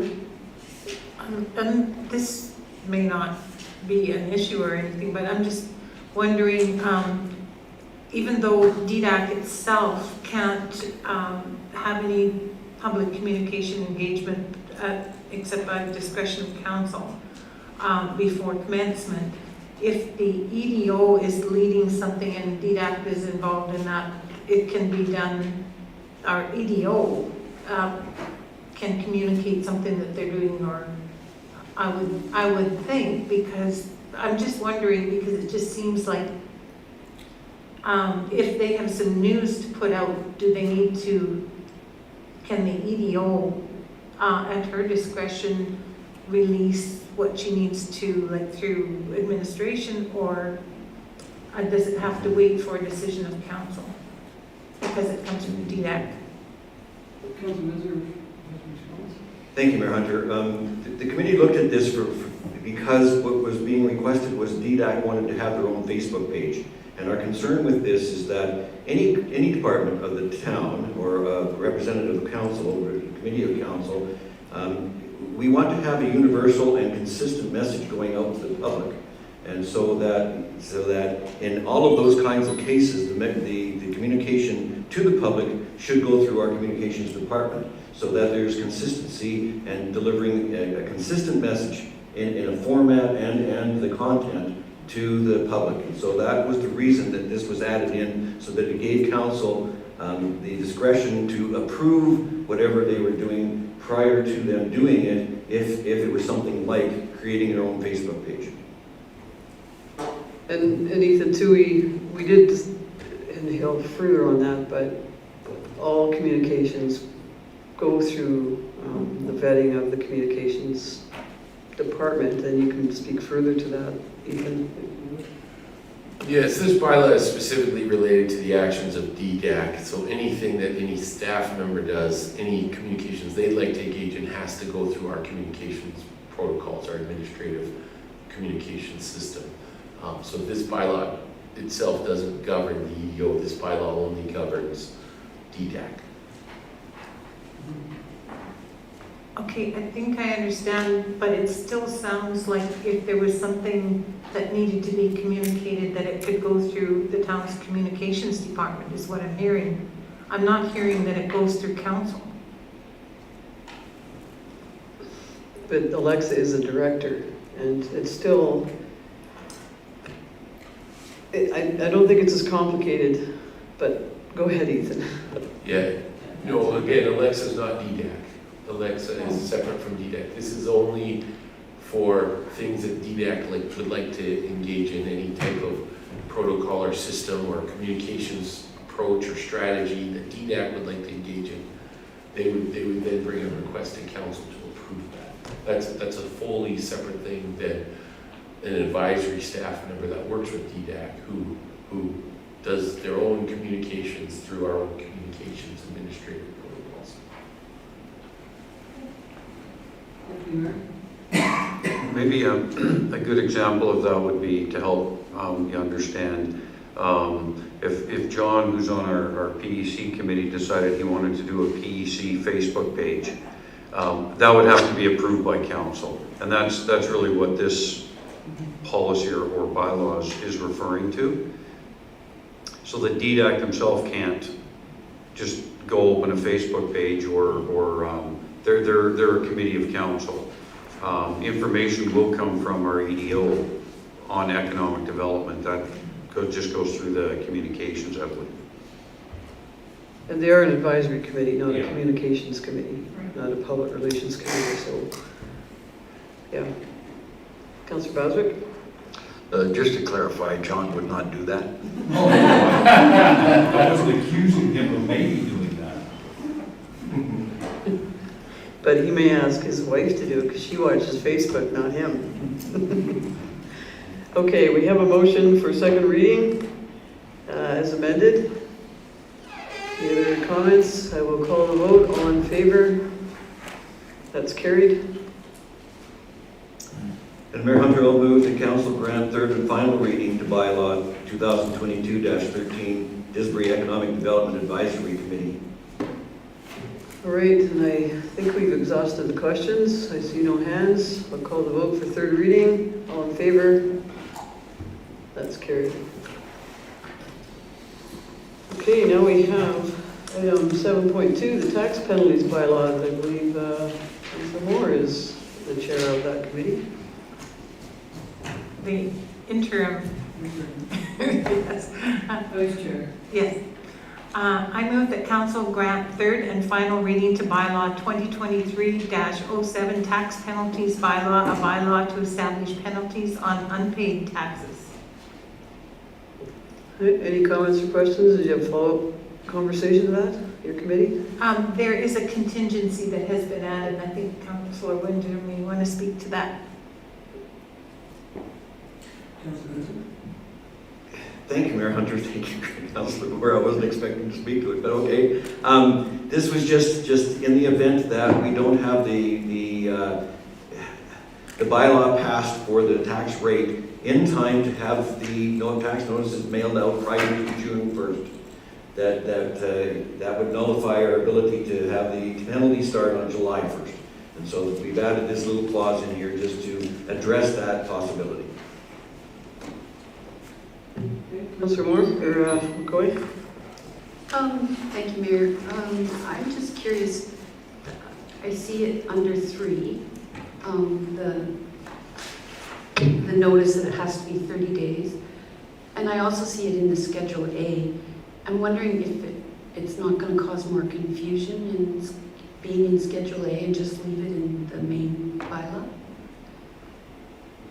Like, I'm thinking you might get a lot of phone calls about what does this mean. I know it's clear to you and I maybe, but I don't know what you think, Mayor. I think there's a motion that would show in the vote if the committee wants to consider an amendment, or we could, if the motion's defeated, then we would have to take it back. Or Councilor Moore would have to amend her motion to have it sent back to SPC for consideration, but we have a motion to have third reading at this time. So you're prepared to carry on with, I'll call the vote if you're prepared. We did have this come up and council voted to put this in last meeting, so I will go ahead. That's why it was sent back to SPC, I believe. Right, the suggestion was made and sent to, council agreed to send it to the SPC. So motion for third reading will stand. I will call the vote. All in favor? Opposed? Carried. We we have item 7.3, tax rate bylaw 2023-10, second and possibly third reading. Councillor Moore. I move that council grant second reading to bylaw 2023-10, tax rate, a bylaw to establish the rates of taxation for 2023. And we have two very different thought processes within that committee, and yet we came to the same conclusion, which is magical. For me, the increase in non-residential assessment is so exciting because we fought so long to get it above 11%. To have it at 12.5, which is still less than half of the percentage that our same-sized towns have, means that we're making progress. The non-residential assessment requires no costly people services and has a higher mill rate. So it subsidizes our residential development, and the increase in that is so exciting that I want to make sure that we continue the path that we're on. So went with scenario 1 for that reason, and Councillor Windsor has a whole different process by which he came to the same conclusion. So I'll leave it at that and just ask for your support. Thank you. And you wanted to speak, Councillor Windsor? Thank you, Mayor Hunter. We looked at this as a committee very extensively, and there was two scenarios that were sent out originally: 85% residential, 15% non-residential. That was scenario 2. And then the regular one that carried on from where we are now, which is 85.6 residential and 14.4% non-residential. The committee looked at that and looked at the increases that was going to cause in the non-residential tax rate, and they had actually requested administration to bring back what it would be at, what the proposed tax rates would be if we looked at 85.3 instead of 85.6. And essentially, because of the high ratio of residential to non-residential assessment, any changes that we make in regard to that, with making any adjustment at all, has a profound impact on the non-residential. If we were to go from the 85.6 non-residential and drop that to 85%, it only made a difference of $30 in a year for the top resident 7, whereas non-residential 7, the property 7, went up almost double.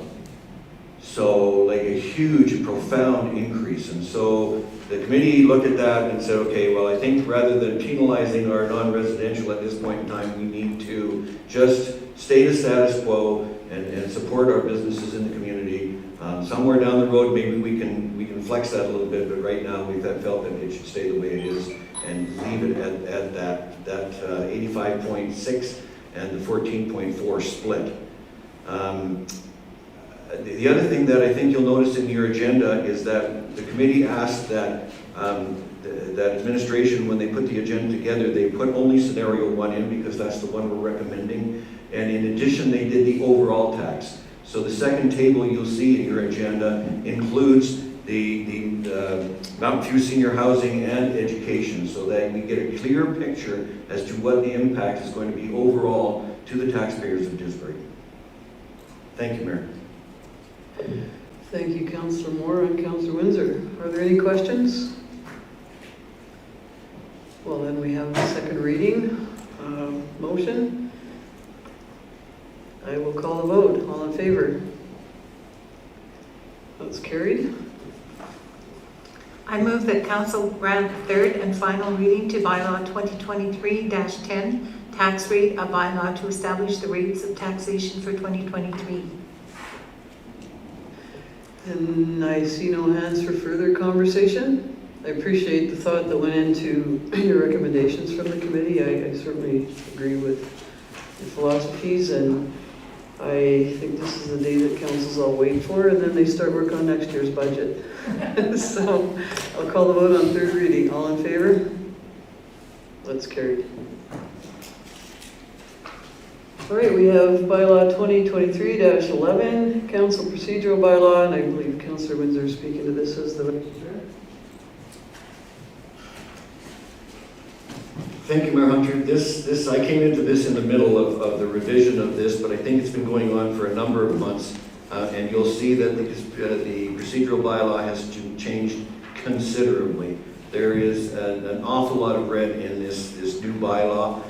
We tried to cover every aspect and every possibility as we went through this thing with a lot of leadership or assistance from administration and even administration engaging with legal to make sure that we weren't including things that were inappropriate. And so it's a far more comprehensive document than it was. It covers a whole spectrum, bigger spectrum of operational principles. And we ask for your support in our recommendation. Do you want to make the motion? I can make the motion if you would like, or And then we'll have... I'd like to make a motion. Okay. I move that the procedural bylaw be further revised to reflect council's role as governor and to clearly differentiate the roles of council as policymaker and administration's operational role. I appreciate how carefully you listened when I brought this up last time, but I did not explain it very well, and I've been told that if I gave an example, maybe people would understand better what my concern is. So I am a follower of George Cuff, who asks questions for the most part. Number 28 in this bylaw says, the agenda and legislative schedule are planned by the CAO and mayor in accordance with the needs of council, administration, and the business of the town. I would suggest that having the CAO and the mayor plan an agenda and legislature schedule is confusing the two roles. I'm not saying anything is happening that is incorrect. What I'm saying is that George Cuff would ask whether there was confusion of the roles when they are involved in the planning. My suggestion, which I was asked to say, what different would you say? And in this case, I would say the agenda and legislative schedule are planned by the CAO in accordance with the needs of council, administration, and the business of the town, and reviewed by the mayor, which I believe is what is happening. But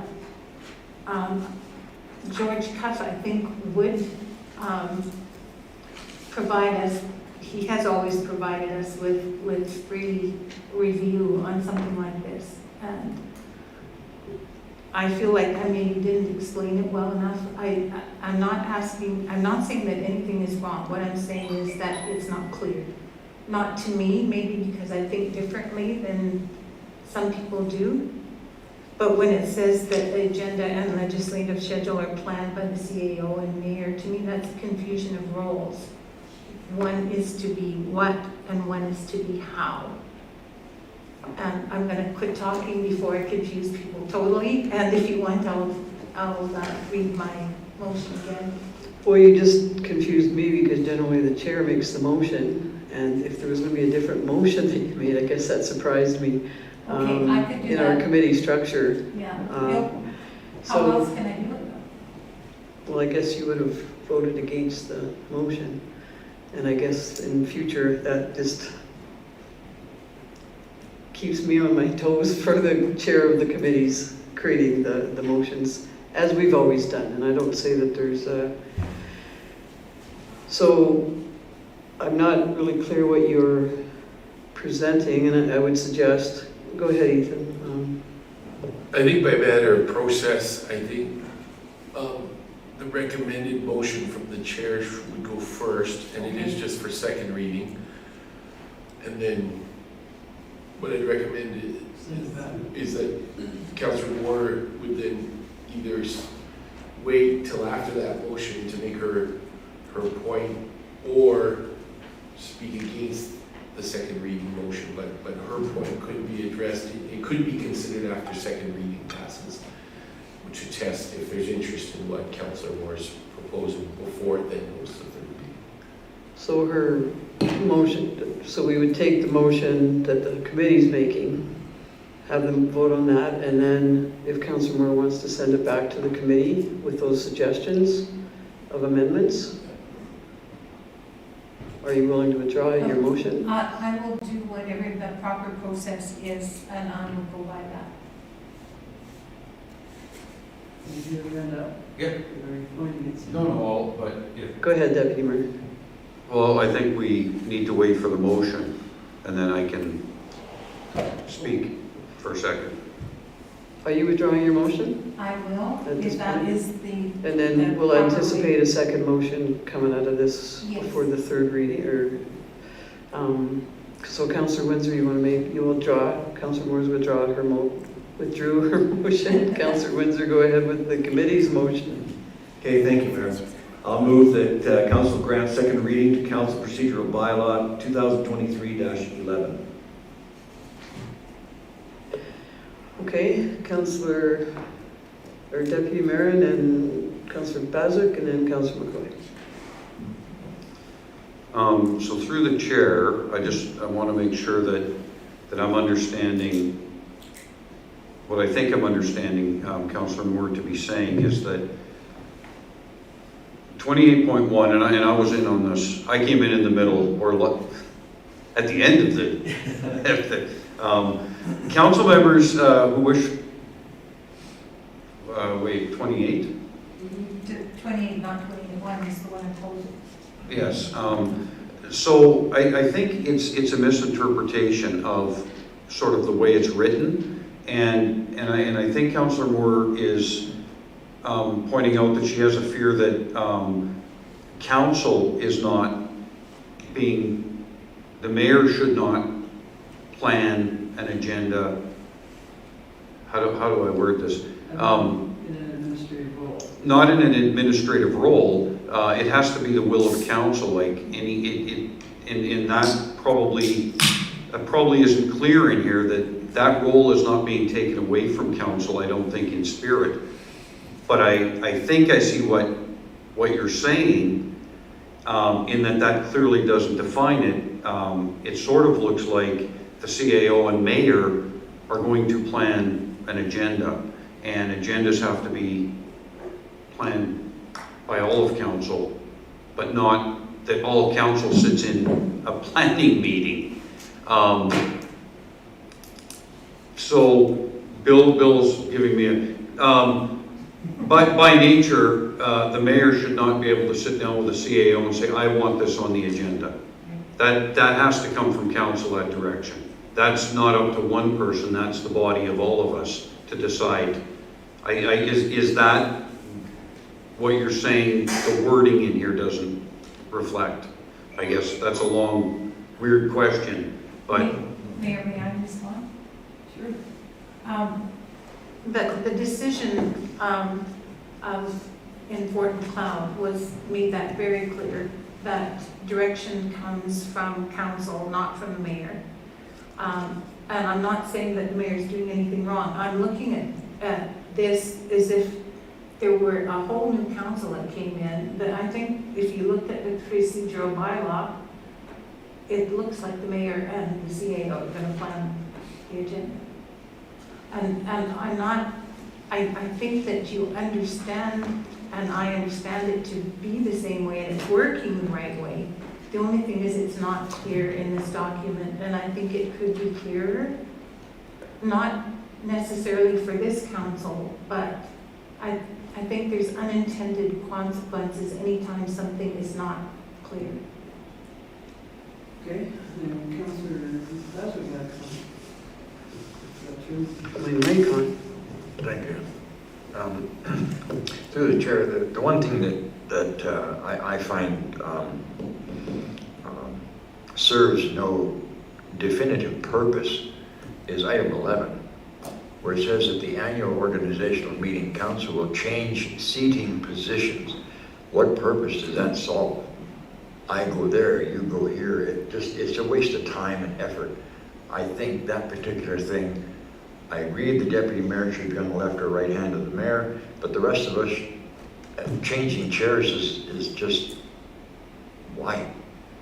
I guess that's my question. So I would like that removed from this document. Thank you.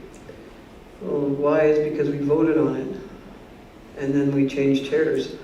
Well, I didn't vote for that, someone did. Well, you voted against it, but there was a vote in favor of it, majority, so I that's why understand that that. happened. I So understand, but I that guess my question to you would be, what was the purpose and what was the result? Was it positive? Did it do anything to us? Did it advantage us in any way? I don't think so. Did it hurt anybody? Like, was it a very detrimental thing on the other side of your question? True, but it just So- wasted but some of our valuable time on a trivial thing. That's my question, I guess. But the reason it was put in there was because it was a majority vote of council, so we put it in there. And that's, Can we take it out, is a question I have. well, the bylaws presented, you would have, we're gonna have a motion here if we get to it from Councillor Moore to send it back to PGC, I believe. Well, I'm confused. Are we going to be able to go against this motion in order to turn it back to committee? Or how are we going to do this? What's going to be the process to get it back to committee? We have second reading right now that's on the table. And the second reading will hopefully get approved so that then the motion Councillor Moore is going to make is to send it back to PGC with those considerations.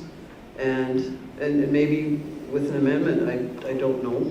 Maybe you want to make the amendment and send it back.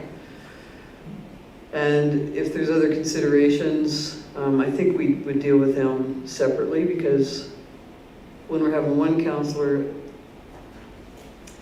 so we deal with that one first. If there's another motion, we would deal with another motion about what you don't like about the procedural bylaw. And we might have a string of motions, but for committee to consider them, they'll be in motion form. Councillor McCoy? So are you suggesting that any changes that I would like to see in here be held off until after this vote is passed, or should I be mentioning them now?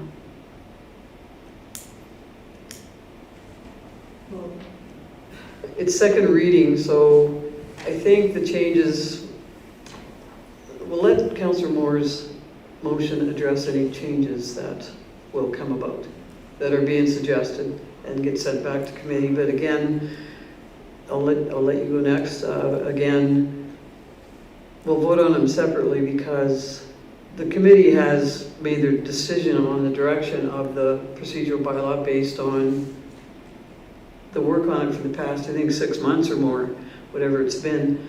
So these are all, I might speak to the changes too. A lot of them are in response to behaviors and actions at the table too that we feel need to be addressed so that our council meetings are presented in a professional and courteous way. So the point about the mayor, I have no problem. I'm not, it's not a territorial or personal thing. It was just it's the way Ethan and I work with the agenda, and if there's some tweaks that need to be made to it, I think we'll both live with that, and we'll carry on with the way that we've been working to make sure we have a wonderful agenda, for lack of a better word, an acceptable agenda. And Ethan wants to speak, and then Councillor McCoy. Thank you, Mayor. Just by way of process, maybe I think what would be the easiest thing is, so after a second reading, and then go in order of, and I would just simply do a simple motion for each one. For instance, Councillor Moore's motion could simply be a motion that the draft bylaw be revised to read as prepared by the CAO and reviewed by the mayor, if I'm capturing what she's wanting it to say differently, and then that would go for a vote, and then Councillor Bazov would be a motion to remove such and such clause, and that they all just be specific, and then it's just to test the council's will on each one of those individual items, and it can just be a quick vote and on each one, and that would affect the draft, and then third reading could be considered based on the results of all those. Yes. We're not gonna take individual requests for the bylaw, we'll have majority support for any changes that are proposed. And just test them each one with their own vote. Yeah. Okay, So, for clarification, so there's one thing that could happen is if we could vote on the bylaw, well, I'm gonna vote on the bylaw or not, first of all. But you're suggesting that each of the sections within the bylaw then we deal with right now to send back to the committee, is that what you're saying? No, sorry, after the motion for second reading has been voted on, I then recommend that then each individual that would like to see a specific change, make a specific motion specifically. Which would be, I move that section clause 28 be revised to read this way. And then it's voted on to see if council agrees with that. And then Councillor Baswick's, I move that this clause be removed. And then we see if there's interest in that. And then the committee doesn't have to try to interpret all that, and then it can just be dealt with here and now with each individual person making their motion for what they're requesting to see if there's the will of council for it. Is that clear? yeah. I didn't go through it that way to be able to do that. But that was just an example. No, not that you do every clause, only the ones that someone has interest in changing. I'm not saying you do that, just review every clause. I'm just saying, if someone has a change they'd like to make to the draft, you make a motion to see if council agrees with that change. Excuse me, but isn't that going to go to the committee? We're not gonna do that here, we're recommending this to go to the committee for review on this bylaw. We're not gonna make the changes now. Well, you could. What I'm saying is because there's a specific ask, just to test if there's any interest in council even, because some of these asks are very simple. It doesn't really need a lot of discussion, it's just whether or not council agrees, for instance, with taking out the seating rotation or not. So it's a pre-vote on the vote last time. Councillor Baswick? I don't understand. Well, then it doesn't have to go back to committee. You do a few. Yeah, but I fear that we're gonna have more too than many. just the three? Too many. That, I think we're gonna have second reading, and then back to Councillor McCoy, or Moore, to make her suggestion. And I think maybe, to send it back to committee with what we've listened to tonight and bring it back one more time might be the quickest way. Correct. Because, and for everybody's information, Ethan's been working closely with our legal counsel as well, and there's been a lot of thought put into this, and there's been other procedural bylaws that have been compared to know that it's the strength of the procedural bylaw protects the integrity of our meetings, and that's what we're after. So, Councillor McCoy. Just one comment, Mayor, is that I don't believe this is a good bylaw, and so I cannot support it. And I do want to make a list of the things I would like the committee to look at again, because some of these were not added necessarily, by the committee as a whole, possibly. I see things on here that are personalized, let's say that. So I would request a recorded vote. The committee works as a group, and we forwarded this document, and we're all sitting here with the agreement on that committee document. So I fear that we're going to have too big of a string of individual motions. So Do you want it? You could maybe instead of to the policy committee, maybe instead it gets referred to the committee of the whole, and then and then the committee can do some straw votes on all these things. The thing about that though is,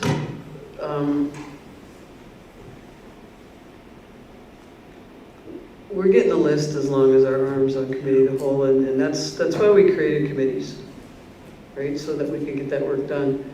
And I would suggest, I think the easiest way at this point is to have second reading, and send it back to the committee. If anybody wants to have the committee consider the changes, then the committee can take those with, and I believe it'll be Councillor or Deputy Mayor with the committee again, and the committee will take a look at all the recommendations.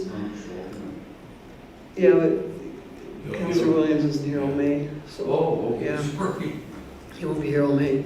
So I think, in the sake of time, because there might be one suggestion from Councillor Moore, one from Councillor Basco, we might have 15 from someone else. Let's just compile them, send them to you, Maybe compile have an them, email. bring them to the next committee meeting, Sure. and That would save. it would save a lot of time. So how do we word the motion now? Well, just to send it, I even believe that maybe we should just send it back to the committee with some any revisions that councillors would like to have considered, Yes, I think that's. and not do second reading tonight, because I think it would just, when we bring it back, we'll have second reading with anything the committee considered, and then there's one last shot at it. And then, so I think the motion, if you don't mind, Councillor Windsor, amended to send it back to the Policy and Governance Committee, and that any feedback on the policy goes to Ethan to present at our next meeting for consideration by the committee. And that feedback be received by, or it doesn't matter. Well, yeah, because our next meeting will be, So by Monday, yeah, by Monday, next Monday at noon. Monday at noon. Yeah, Councillor Windsor, would you like to amend your motion to just send it back to PGC and accept input from council? Yes. Okay, so that's the motion on the table. Councillor McCoy? Just to reiterate my disappointment, I guess, is that I do not think it's appropriate for us to privately share what we want in and not in and the rationale. You can send it behind to council. No, it should be a public discussion. It shouldn't be an in private discussion. It's a committee discussion. So I'm asking again for a recorded vote. I do not agree with sending things to CAO. You already said that, so we don't Well, I'm repeat saying it again. things, Tommy. Well, again, that's in our new procedural bylaw that you can make your statement on this. Can I ask if a councillor, say, Councillor McCoy wanted to come to the committee meeting, can we do that? Other councillors come to the committee? Really? No, we've discussed that last because it's a quorum. Oh, Yeah. Could go to committee quorum. Yeah. So the motion is to send it back to PGC with, that's the way our committees work. And if we want to erode the committee structure, then that's a good start to eroding the committee structure. So let's count on our committees to do their job, and it comes back to this table always in a public format. So Councillor McCoy has requested a recorded vote, and I will call the vote to send it back to PGC, forwarding your recommendations to, if you want to include all of council, that's fine. If you want to just send them to Ethan, that's fine. All in favor? Opposed? That's carried. Procedural question, can the person that made the motion vote against it? Yes. Okay. Okay, let's move on to item 8.1. These are quick though. Item 8.1, East Reservoir Project. Is there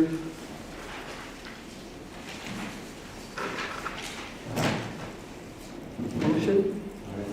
Councilor Windsor? It's not the motion, it's the recommendation. I wonder if we may have a discussion about this before we do the motion, because I think it has an impact. May I speak to that, Mayor? Do you want to? Well, I can make a motion. You can make a motion. I don't know what you're going to say, so I would rather you make a motion. So I'll move the council direct administration to explore two different potential sites for the East Reservoir and return the findings to council.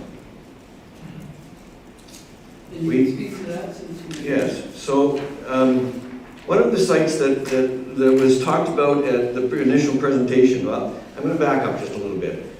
This is a $4.4 million project, and I think that we owe it to our residents to look at this from a really pragmatic point of view and decide on whether or not this is the right site for this or not.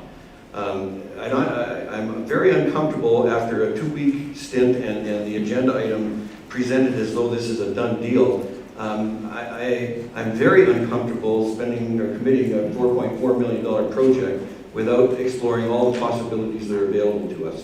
One of them was mentioned at the last meeting that we discussed this, and I don't think we've even talked about what the if there's a possibility that this could go at the complex, which is also property that we own. If the bottleneck is coming across the railway tracks, then the only thing that this east reservoir has to be is on the east side of the railway tracks. Well, we could put it right in the complex. We could put it under the dog park. So I think there are other possibilities, and if there is reason that can't happen, I'd like to know it. And there's other things in the background of the agenda item I'd also have questions about, because I don't believe I'm well enough informed to go along with the recommended motions that are being presented here in our agenda. So your motion was what again? It is that council directs administration to explore 2 additional potential sites for the east reservoir and return the findings to council. Ethan, did you want to just speak to the administrative process that got us here? Or any responses you have to that? Sure, preliminarily, and Craig can add anything that would help, but the intention of this is to kind of start the process of us exploring this site as a viable site. It's not necessarily to make a final decision, because there's a whole bunch of parts that require confirmation as we look at this. And Craig, you want to add to that and kind of speak to that in regards to site selection?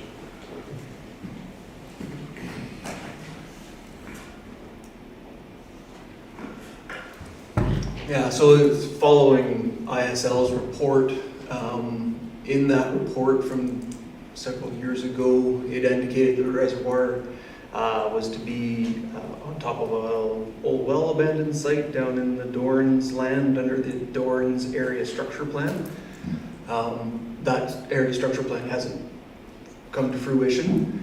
And then there's some other added issues with the location of that site. So we went from there to looking at other sites around town, both currently developed and not developed outside in the urban reserve areas. For particular sites, those require certain levels of design before you can allocate lands from urban reserves. They require an area structure plan to be created and things like that. So there's a lot of burden there for us. So any of the urban reserve lands kind of went out of the picture, and we started looking closer into town. The biggest need for supply is down along 15th Avenue. So wherever the reservoir ends up being, it needs to connect to and supply a feed main down 15th. And then to take full advantage of the ability that the reservoir will bring with fire pumps, it should be connected to the east side. So we want to connect to one of the major main lines coming from the west side of the tracks. So the reservoir has a pretty big area that it can be located in. The memorial complex site wasn't even considered. There's an outline plan that's dedicated all those lands for other purposes, and that's an adopted plan. So it's not really, it wasn't even considered an accessible site. But I would be curious to know what other lands that you thought about. I think you said 2 sites.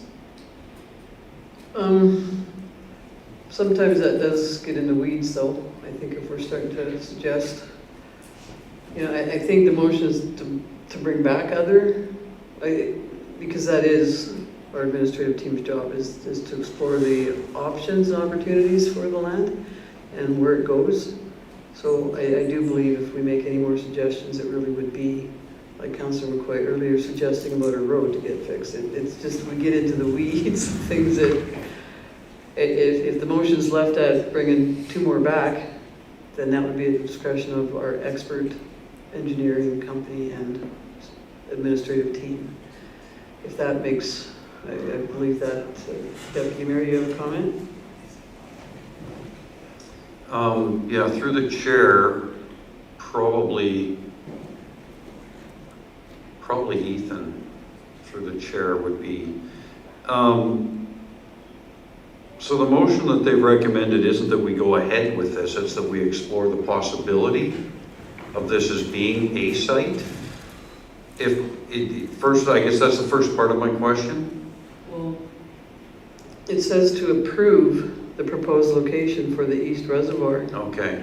And that to initiate the following processes. So it isn't so much explore it anymore. And then, I know Ethan referred to that earlier too, and did you want to reference that again for? Yeah, maybe we've got, maybe it's a wording thing that I'm misunderstanding on this one. because it does, can you move the motion up on that? Well, I can't read it from there. I have it Yeah, yeah, there's On page to, There we go. it says anyway. to approve it.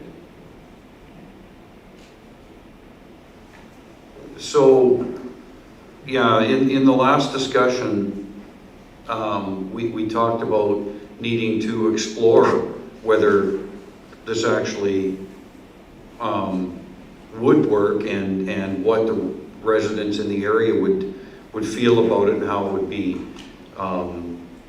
accepted. And maybe the wording here is like we need to move ahead to find out first if this area is even acceptable. And so if maybe the motion could be worded that we need to, they want some authorization to explore whether this is acceptable even to the people, and in the meantime, maybe there's another location like Councillor Windsor is suggesting.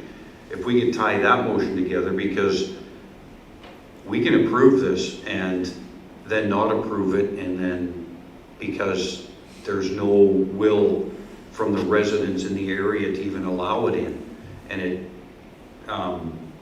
okay. So He's either got there's some some questions information, in there and you or your team, one of them can answer. Craig seems to be ready. Thank you for the questions, and thank you, Mayor. So for, yeah, the approved word might be tripping up a little bit. So from a what to do process, so like from an engineering perspective, the land works, it's suitable in size, we can get water to it, we can get water out of it, which are pretty much the only engineering requirements, is that the land is big enough. So what this motion is sort of giving us the ability to do is, by approving the site, you could say maybe it tentatively approved or something to that matter, to maybe to give you guys the comfort. But really what we need to do is be given permission to approach the public. Right now, we to explore it how, and through what process and for what mechanism, that sort of thing. So to approve it in principle gives us the ability to go to the neighbors, the adjoining spaces, and say, hey, this is what we're thinking, what do you think?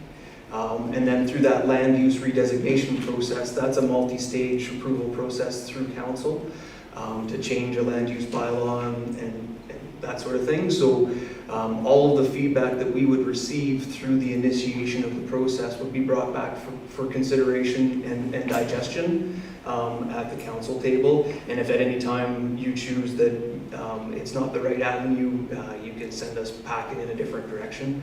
But that's kind of what this is kind of would give us the ability to do, is to engage with the public and the adjoining landowners. Well, with that said, I do think there's probably a softer step before this. In spite of, we could still get there using this, but I think there is as the Deputy Mayor suggested, maybe a motion to simply explore the feasibility and interest, public interest in the site. Would be good. not as. And we could throw in there and potential other sites. Go ahead. And then Mr. Howard. Yeah, I think your answer is what I was asking. I didn't, based on the last conversation that we all had about this, I didn't think that this was a chosen site, and I didn't want to, as Councillor Windsor brought up, approve this as the site, because we haven't even engaged the public yet. So I think it's important that we give you the permission to engage the public, but I also think if there is an alternative site, that could be brought back with a suggestion for comparison, absolutely. So. Councillor Babick. Thank you, Mayor Hunter. I see where it says cancel East River Reservoir land acquisition for $200,000. Was that because we're considering land we already own, which is behind our building here? At one point we discussed that. So is that where that line comes from? Okay, so that's one consideration. I got you. Thank you for that. And I am thinking, go ahead, Councillor Moore, And I'm wondering if council would like it better if it was to move forward with the process for the proposed location for the East Reservoir, and that administration initiate the following processes in due course, which of course they would be in due course, leave the rest of it because that is going further than we are at this point.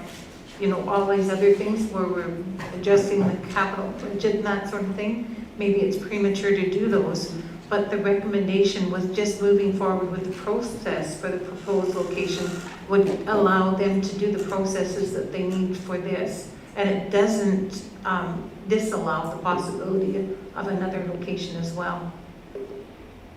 But it would move it forward, which I think we should do at this point. And and council has already approved the $200,000. So if we need to spend that, I think we're still comfortable spending that. So if it's there was some other properties mentioned, and I think we should explore that as part of what so the motion is, I think it can just stop at, explore the proposed location and start public engagement.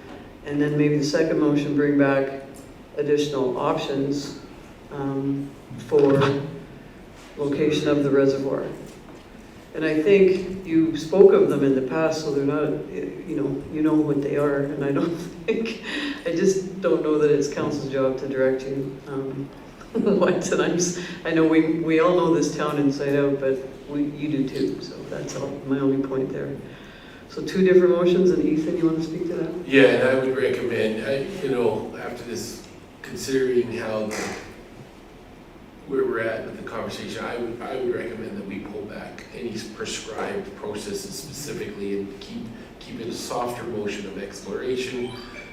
I would also, though, recommend we do a motion to cancel this, specifically so that we can free up that money and utilize where we need it. And if in the end we need to come back and get some money to acquire the land, say that's in the end where we go, that it's still better to do it that way, because then that money's freed up and utilized anyway, so we can. Yeah, it's just an in out. Yeah, it is an in out. And I liked your word re-get. That's a good word. Regretiment or re-get? Both. Councillor Windsor. Thank you, Mayor Hunter. I'm going to the background. I would like an explanation as to what it means by install larger diameter mains which connect to 15th Avenue, north through 16th Street, and east to connect to a larger diameter main from the west side of town under the CPR rail, approximately 22nd Avenue. So I'm not sure that we go back east after we get to 16th Street or to 22nd Avenue, but I'm confused about this whole thing as to how this is going to tie in. And if the bottleneck is at the CP rail crossing, which is, according to this, at 22nd Avenue, that's right at the complex. But that isn't our sandbox about where things tie in. But it makes a difference as to where the most appropriate place for this. So maybe just consideration of appropriateness of location when they bring it back is what you're trying to say? Is that fair? That's fair. Like I don't want to put words in your mouth, but I think we count on our engineers to deal with what's underground, and then we provide the approvals for the process going forward. So I don't think that I'll ask for that to be answered just because it is not in our purview. It is in that we'd like to see other options of pieces of land. And if it costs money, so be it, because we want, you know, I guess what I'm hearing too is I think this is going to be a big 76, I love the community garden idea, but it's a pretty small area. And I think there'll be a lot of pushback from public to increase their traffic by that much in the summer, but that's part of the engagement process. So let's review those motions one more time. To explore, you have a motion on the table, because I'm going to ask you to amend those amendments if they're meeting the needs of what you started that motion with. So Amanda, you told me I'd have to ask you to scroll once in a while. So, To the motions? for the motion, yeah. You want- So to explore the proposed location at 15th Avenue for the East Reservoir. And I don't think we have to tell you what processes to use right now. Just period. Because public engagement obviously is one of them. That would be part of the exploration. So that'd be the first motion, and then the second motion would be to bring back, Cancel the East Reservoir. two other locations for consideration. Or Because it's your motion that's on the table, so you have to take those friendly amendments. And we can put it all together. Deputy Mayor? Do we want to say two, or do we want to say alternative? There might be five that could be looked at. There might only be one, I don't know, but do we want to limit it by putting a number on it, I guess? Thank you, Mayor Hunter. The only reason I mentioned two is because of the complex, and I think that if we can put 72 community garden plots onto top of this thing, then we could probably put the pickleball courts and whatever else is in the outline plan on top of it too. That's just my guess. I don't know that, and that's why I'm suggesting this. The other one was a location, a site that was brought to us in camera, and so I can't tell you what it was. It's in camera. And so those are the two that I was thinking of. There may be more. So we would have the third, which is, so and then Councilman Quay. And so what I'd recommend is if specifically you want us to look at the memorial or complex site, I think that's a good place to look and just include that specifically in the motion so that, especially because of the outlying plan, then that we know that we're looking at something that council's interested in potentially opening up, and if there does need to be adjustments, that's fine, it's all at council's discretion. I think it'd be good to have the memorial complex specifically mentioned. Okay, Councilor McCoy? Can we amend it to state as per Councillor Windsor, that it also look at the alternative sites that were spoken about in camera at the last meeting? Well, if he has a site in, sorry, with your pleasure, Mayor, if he has a site in mind, he can mention it. It doesn't matter if it was mentioned somewhere else, because it doesn't have to, just don't reference that it was mentioned there, because you can still mention it, it just, You're going to think of five, and Market goes out. it's as long as in the motion it doesn't refer to where it was I mentioned think- somewhere else. Well, I think simply any public lands or privately owned lands. If you mention them, they price themselves. Well, no, but it privately and municipally owned lands, I think, covers it. Right? Because you guys, I mean, the administration brought them up, so I hope you haven't thrown all that paperwork away. Councillor Baswick? Thank you, Mayor. I guess from my point of view, I value the effort put into this by our engineering department and with their collaboration with ISL. And I'm going to make the broad assumption that they've already garnered the best locations for this potential reservoir. To push them into another go-around, I would suggest that their due diligence has already determined what are the best sites to service both east and west Didsbury. I think it could be less valuable and time wasting to move in a direction that it's already been heavily engineered by our department. That's my comment. And I would just suggest that we'd be way ahead of the game though if we had some options. So if public feedback there or wasn't really well received, what are we going to do? Say to all the residents, well, sorry, we're building it there anyway. That's why we're having public engagement.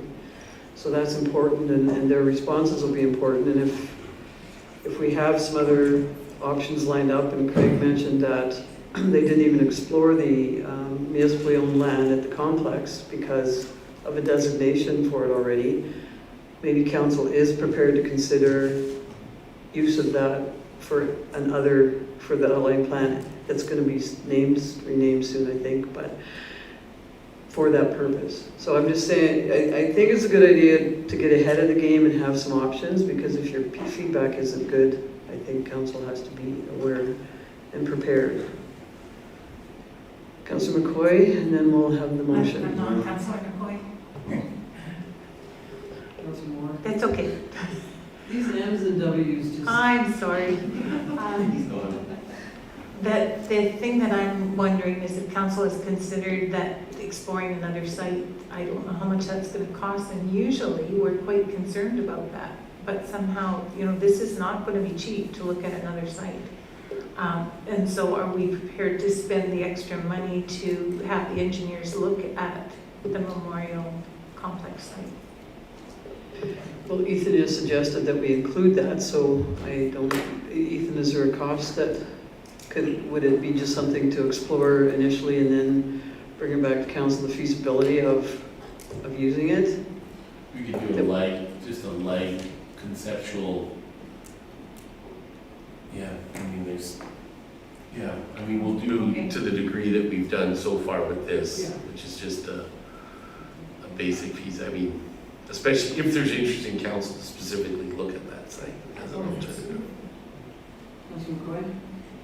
And is this a council decision to be made, or is it an operational decision on where best to put it? Our administrative team was open to the motions, so I'm just taking from their feedback that would be acceptable. And the only reason we hadn't looked at that as a potential site was because of the requirements of the outlying plan, but if there is council interest in using that as an option, we're happy to look at it. So. Okay, so we have two motions. And because I can support that because administration hadn't explored it for those reasons. And so maybe that's something that administration will learn as well if council's willing to give up that, to share the designation over there. So the motion will be to explore the proposed location. Should we put the address there? I think just in the first sentence, because we're going to stop. Should we say west of the town market? Yeah, or is there a... It's 15 acre. Yeah. Okay. And that the administration bring back alternative locations or for location of the reservoir. and explore potential alternative locations, including the memorial park. That's okay. And so you're willing to amend your motion to say that? Yes. Are there any other questions or comments? I will call the vote. All in favor? That's carried.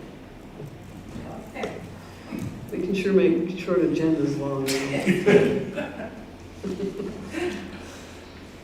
Okay, we have item, please don't make this one long, 8.2, the skid steer annual program renewal. Councillor Baswick. Were you willing to cancel that? Were you willing to cancel that? Oh, great. I'll make a Yes, we motion. are gonna make that. The money motion, Councillor Baswick? Yeah. Yes, I'm going to move to amend the 2022 capital budget to cancel the skid steer replacement for $3,500. Sorry, that was my fault.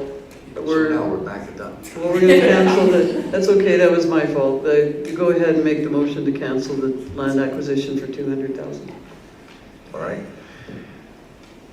I'm going to recommend to amend the 2020 capital budget to cancel the East Reservoir land acquisition for $200,000. Okay, Councillor Windsor? Thank you, Mayor Hunter. If we go ahead and approve this, then does that money get allocated elsewhere and not available in the event that we find that a purchasing of the land would be the best option? Council would make the decision on that money, Okay, yeah. thank you. Amanda would bring it back happily if there's some great project out there. So, okay, I'll call the vote. All in favor? That's carried. And now, Councillor Baswick, please make the motion about the skid steer. Thank you. I would like to amend the 2022 capital budget to cancel the skid steer replacement for $3,500. Any questions? I just have one that talked about the transition to a provincial purchasing program. What does that mean, and how is that beneficial to municipalities, or is it?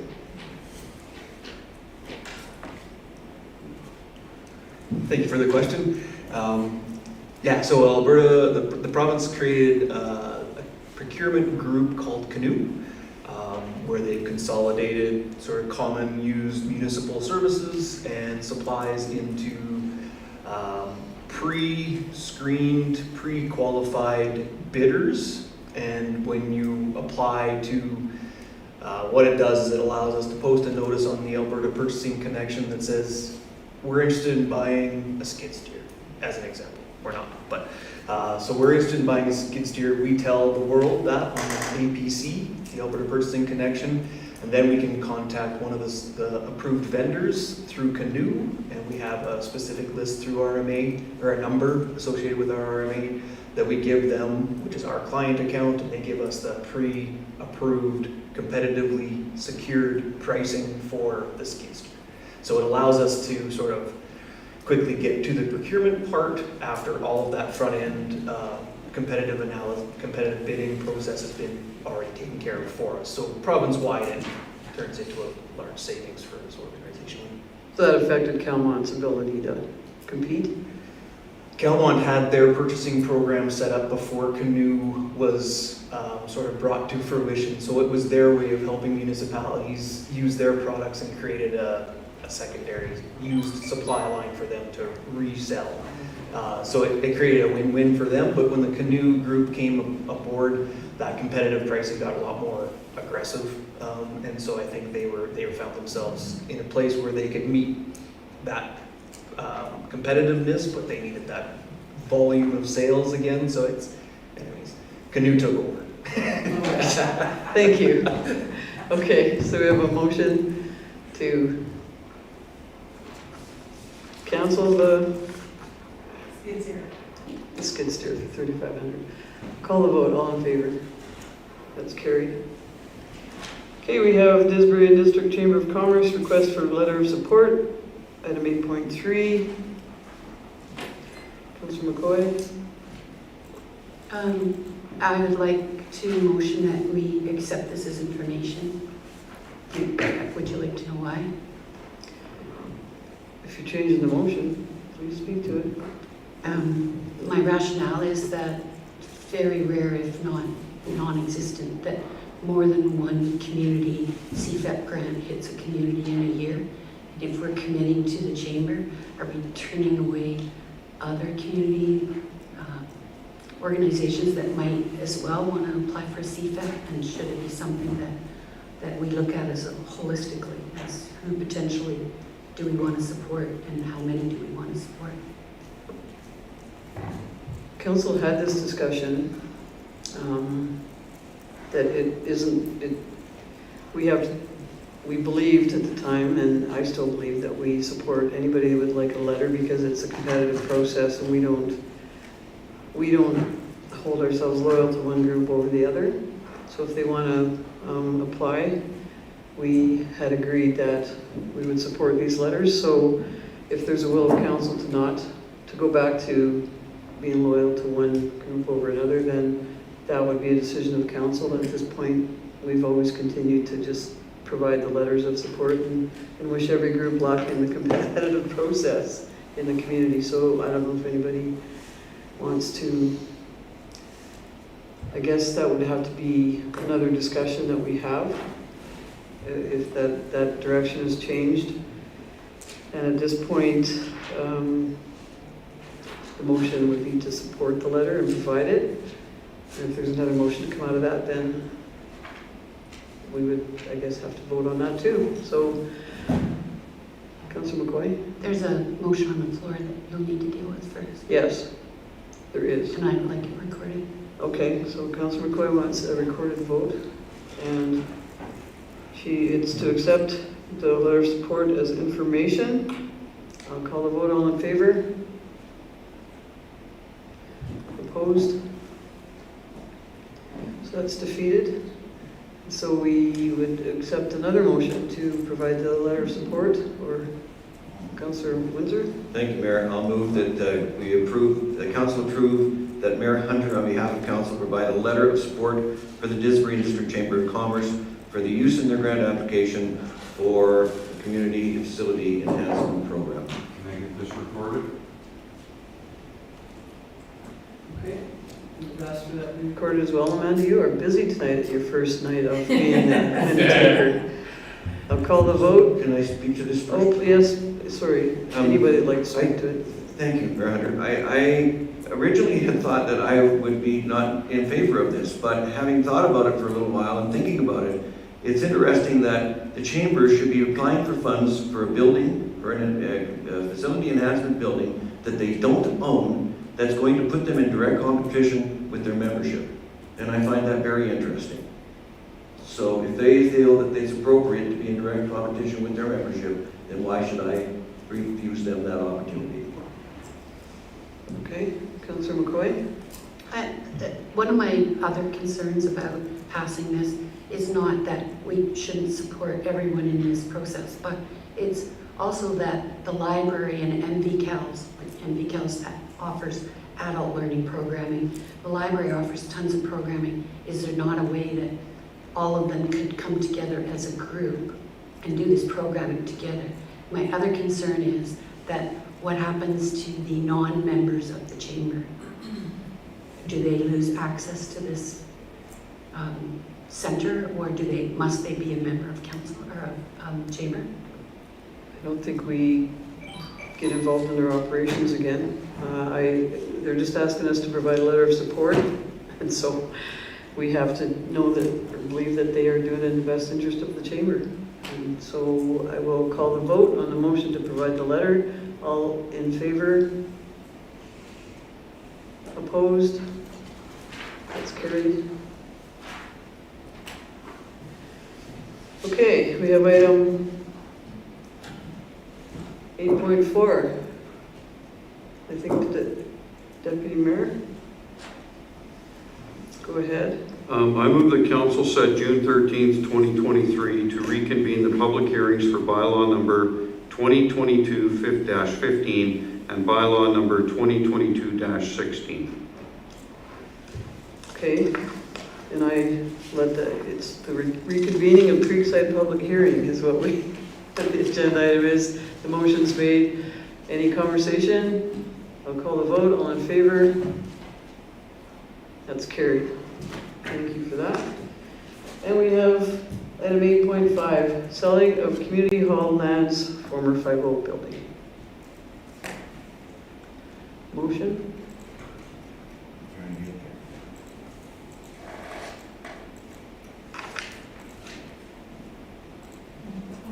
Then Councillor Morgan. I was just trying to get there fast. It's a tie. I move to approve the lands commonly known as Community Hall 50 Club, 2500 15th Avenue, be listed for sale with the requirement for timely development and consideration of the vision of the development proposal as well as the purchase amount to be decided upon by council. Thank you for that. Any comments or questions? Councillor Moore? I just have one. It's quite a large parcel of land, and not everyone that will want to buy it will need a big parking lot and a horseshoe pit. And council did subdivide off a lot to the north of the building many years ago. Everything that I know is many years ago. And it sold at a premium. Even at that time, it sold about 10% higher than any other land around. And because we are the town with the development possibility, the idea that somebody could buy as much of the land as they need to the south, and now people can build on quite a narrow lot. So we would have quite an asset with the land to the north if we offered the possibility of subdividing, perhaps with a predetermined amount per square foot. And certainly that's easy to determine because we've got vacant lots around town on this side of the tracks that would be comparable. So I'm just suggesting that that might be something that will make it even more attractive. Should that be part of the motion to I don't consider? know, maybe another motion to consider it. I'm thinking that this motion's got a lot in it already. Okay. Councillor Basswick? You almost said Basswick. I did. Getting late, right? I think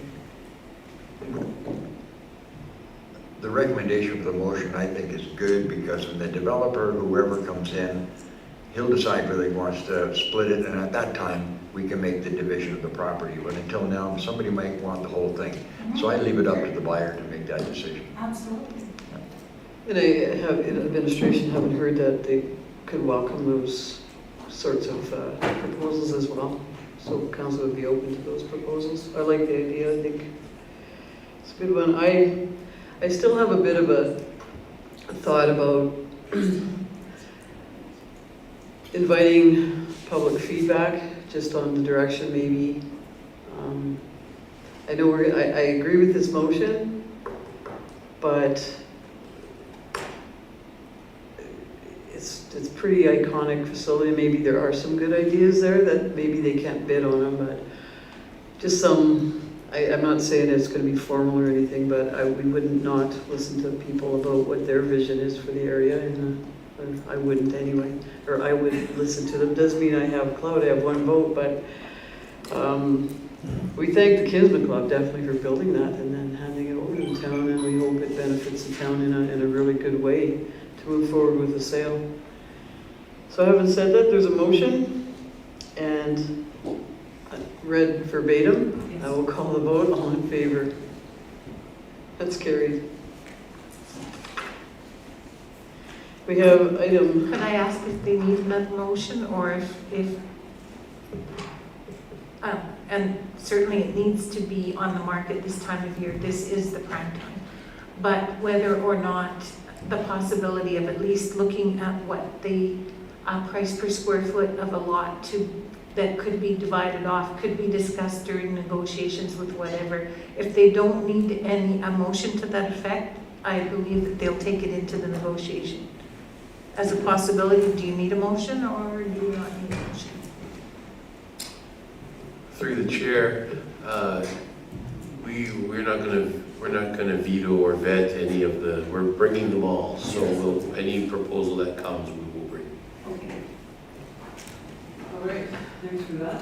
Thanks for the thought, Councilor Moore, and. Could we say subdividable? I think it's good like it is. Oh, in the ad. Yeah. All proposals welcome. Something like that.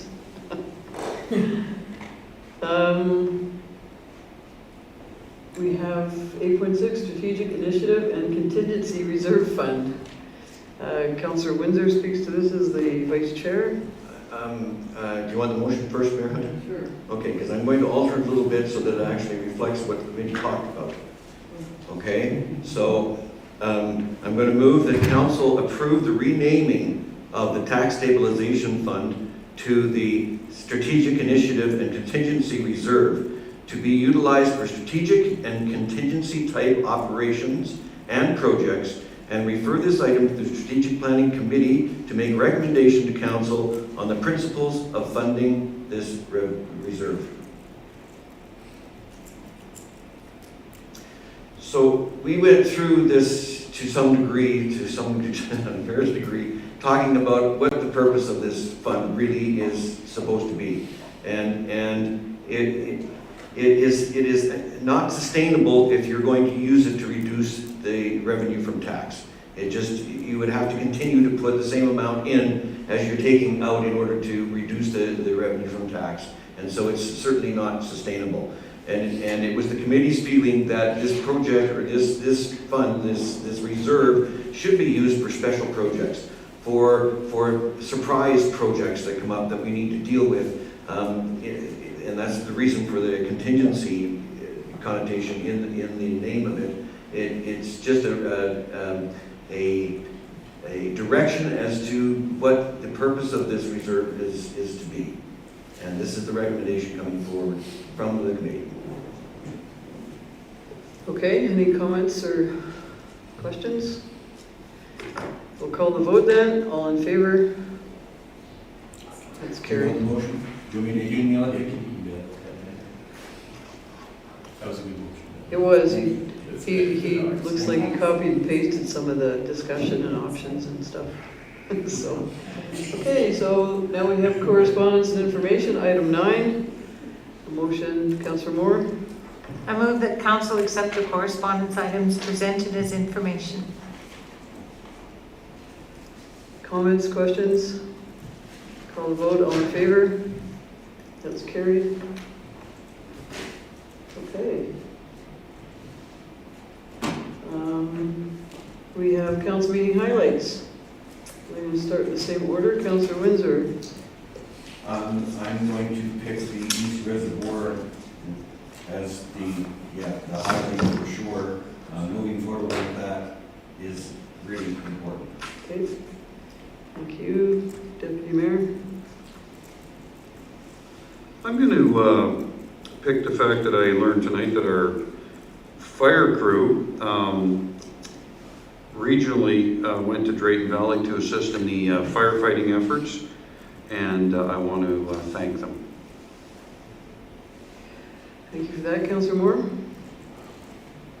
I'm going to choose the tax rate bylaw, that we have reduced our mill rate and that the tax rate is ready for the rest of the process. Thank you. Councillor McCoy? I think reconvening the Creekside ASP is a really great thing for us. Thank you. Councillor Basler? Thank you, Mayor. I think I like the idea of Bethany approaching us and other opportunities to enhance their care center, which is invaluable to our community. Thanks for that.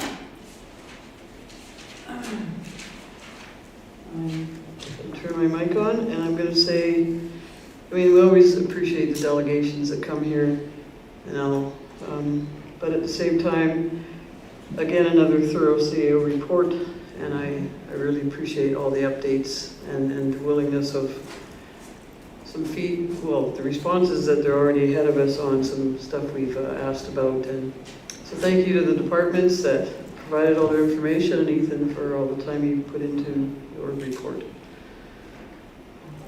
And for bringing back another one next time that we asked for. Having said that, now we will have gallery question period. If there's anyone that would like to ask a question about our agenda that we just covered tonight, governance items. Thank you both for being here. It's always nice to see a familiar face and a new face. I know that that's Kamala's dad, our famous violin player. So thank you for being here. And I'll ask for motion to go to closed at 8:55. Deputy Mayor, all in favor? That's carried.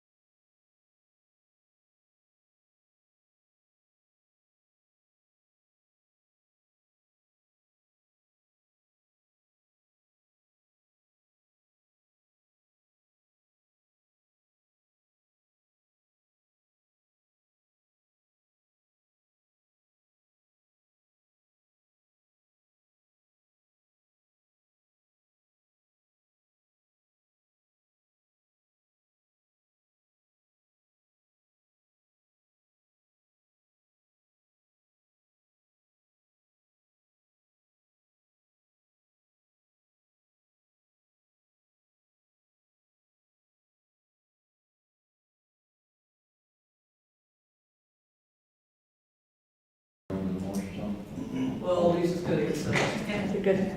Oh, okay. So the first motion is to send the RCMP detachment item to the committee of the whole. The first motion is to send the RCMP detachment to the committee of the whole.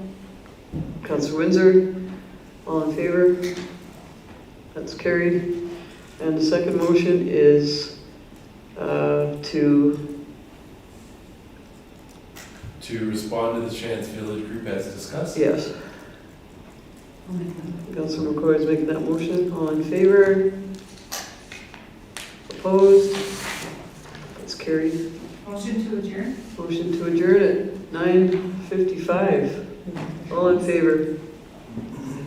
That's carried.